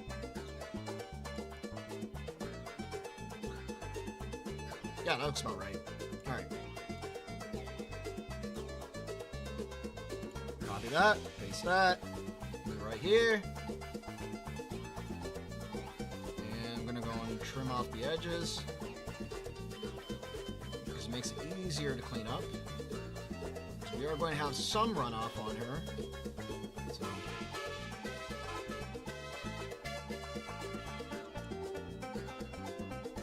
place this right here. Gonna move this up here.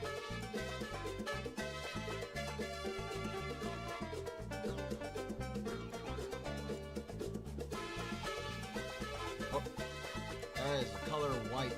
I do not want the color white. Yes, white is a color inside MS Paint. Of course it is. Of course it is. Why would it not be? Actually, in fact, since white is a color, I can do this. Wait. Wait. Brain dead moment. Just gonna do this. Fill that in. That way I don't get any excess fill. I do not want to erase. Just smash it all out.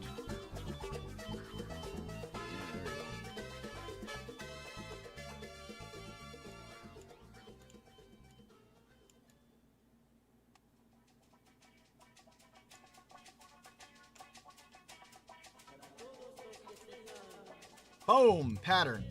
Look at that. We only had it was only an excess 20-minute struggle session, but we did it. Got the skirt pattern down. Granted, it's not curved. I know it doesn't follow the curvature of her, but it looks nice. That's all that matters. Now we're done with one Saki, and now we just do the other Saki.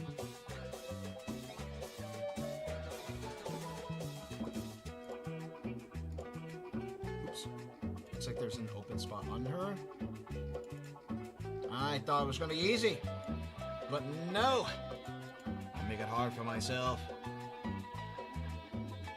And an extra wing, like extra feather. I was going to say extra wing.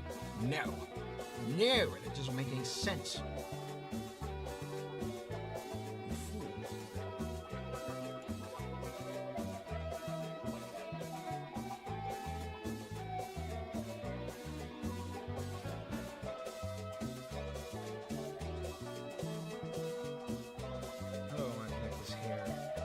There.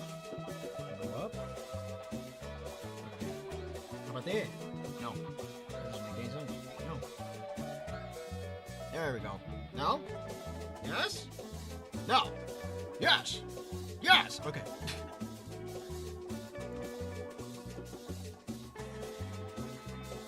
Get the over hair, get the under hair. I'm going two-tone here.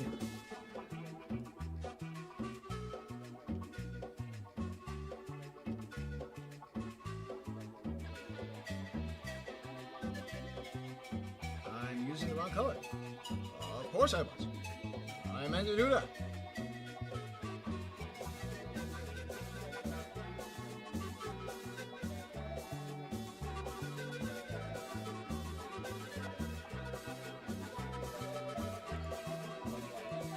Alright, now I could go and get to the proper color.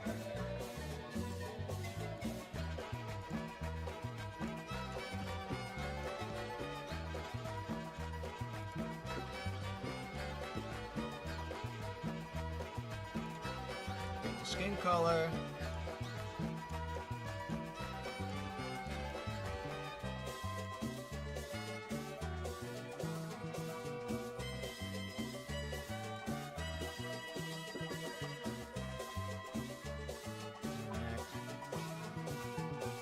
We're just about done.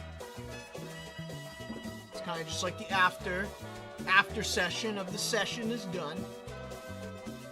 Get to get a little bit of the bonus.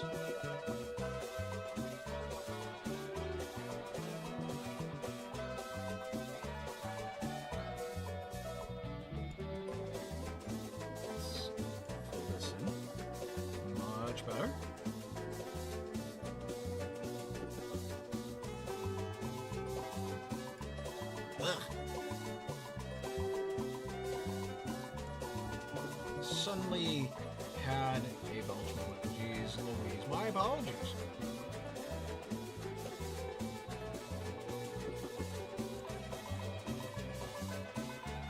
There we go. Okay. And just like before, just so I don't have to erase anything extra, I'm just going to pull this out like this. We got our pattern over here. The last time that we're using it so we could get rid of it afterwards.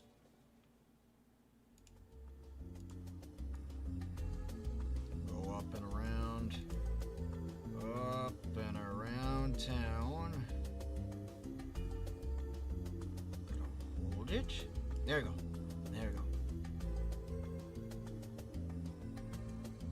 Okay.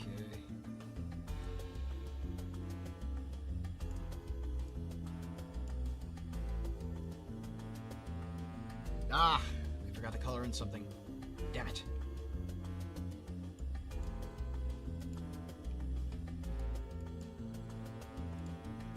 And it'll be this color.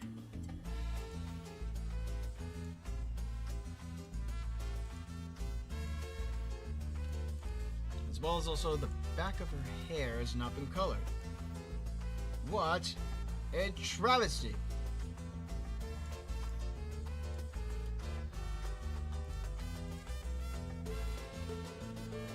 Make it blue. Alright.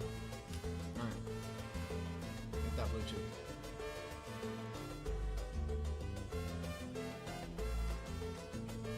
Less to work around with this time. There we go. Get that in there. Oh, perfect! Yes.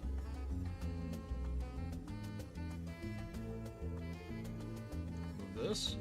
Put it back. Don't accidentally drag it off the screen and destroy the image entirely. Let's see about this size.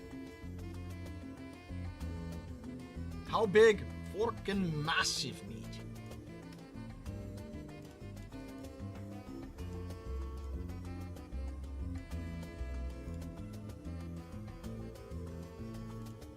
Radio, radio. No. No. There we go. Nope, I don't want that.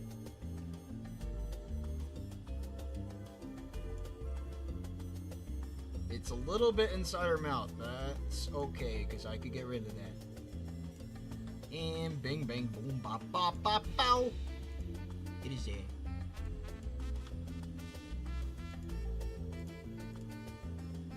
Alright, now we just go and zoom in. And we clean up what we need to get rid of.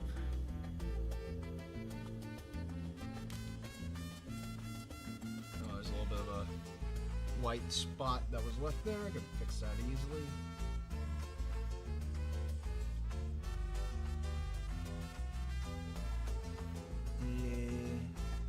This color.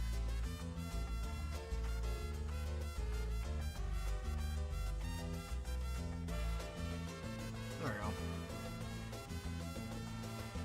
And then we just take. There's a little bit of bleed off that I missed. This is why I did that fill in the background color. Guys, if I didn't, this stuff happens. It's very ugly, very messy. We don't like ugly, we don't like messy. We like okay and subpar and passing. It's like getting a C+ in your math class and calling it an A.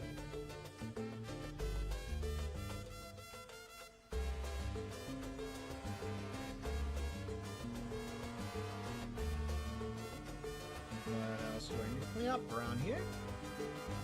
Other than obviously the eyes. Eyes are going to be the last thing, but we're just taking a look around.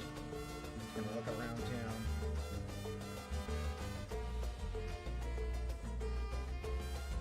I'll leave that open. Leave the new open. Open to the public. It's a pub. There we go. Okay.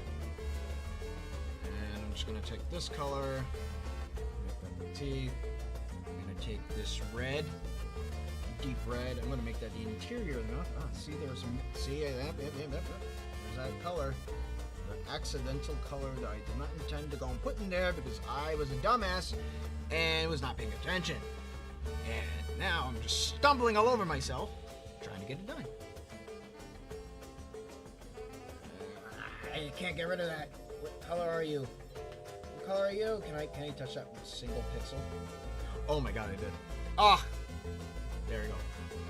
And how saturated is this red? Not too saturated. It's good enough. I just make it a little deeper and slightly desaturated on the inside of the mouth. Ooh, pretty. All right.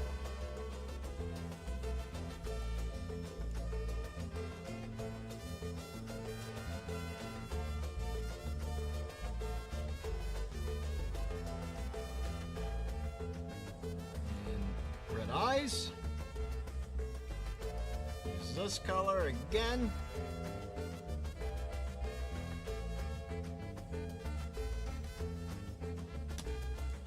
And there we go.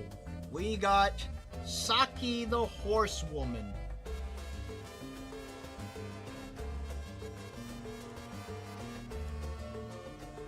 I'm gonna erase these. I don't need these anymore. I'll keep you. No, you stay. And you go in there. Let's go and adjust everything. I'm gonna go and put you over here. I'm gonna move the frame. This was part of the lesson today, so I gotta keep it there. It's staying because it's precious to us. I'm gonna put this one right here, so she stands nice and proud and kind of cut off screen. Don't worry, you'll be able to see it, I swear.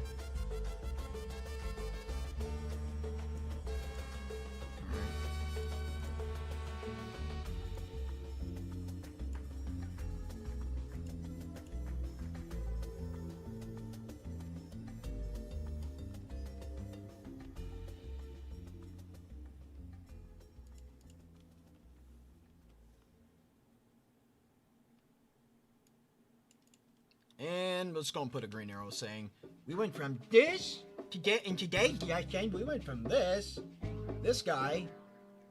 So I'm gonna put arrow to this. We're progressing backwards. It's supposed to go forwards, but who cares? I'm left-handed, whatever. This way. There we go. Look at that. Ah! There we go. Much better. Look at that. Bada bing. Bada boom. Bada pita pita pita pita.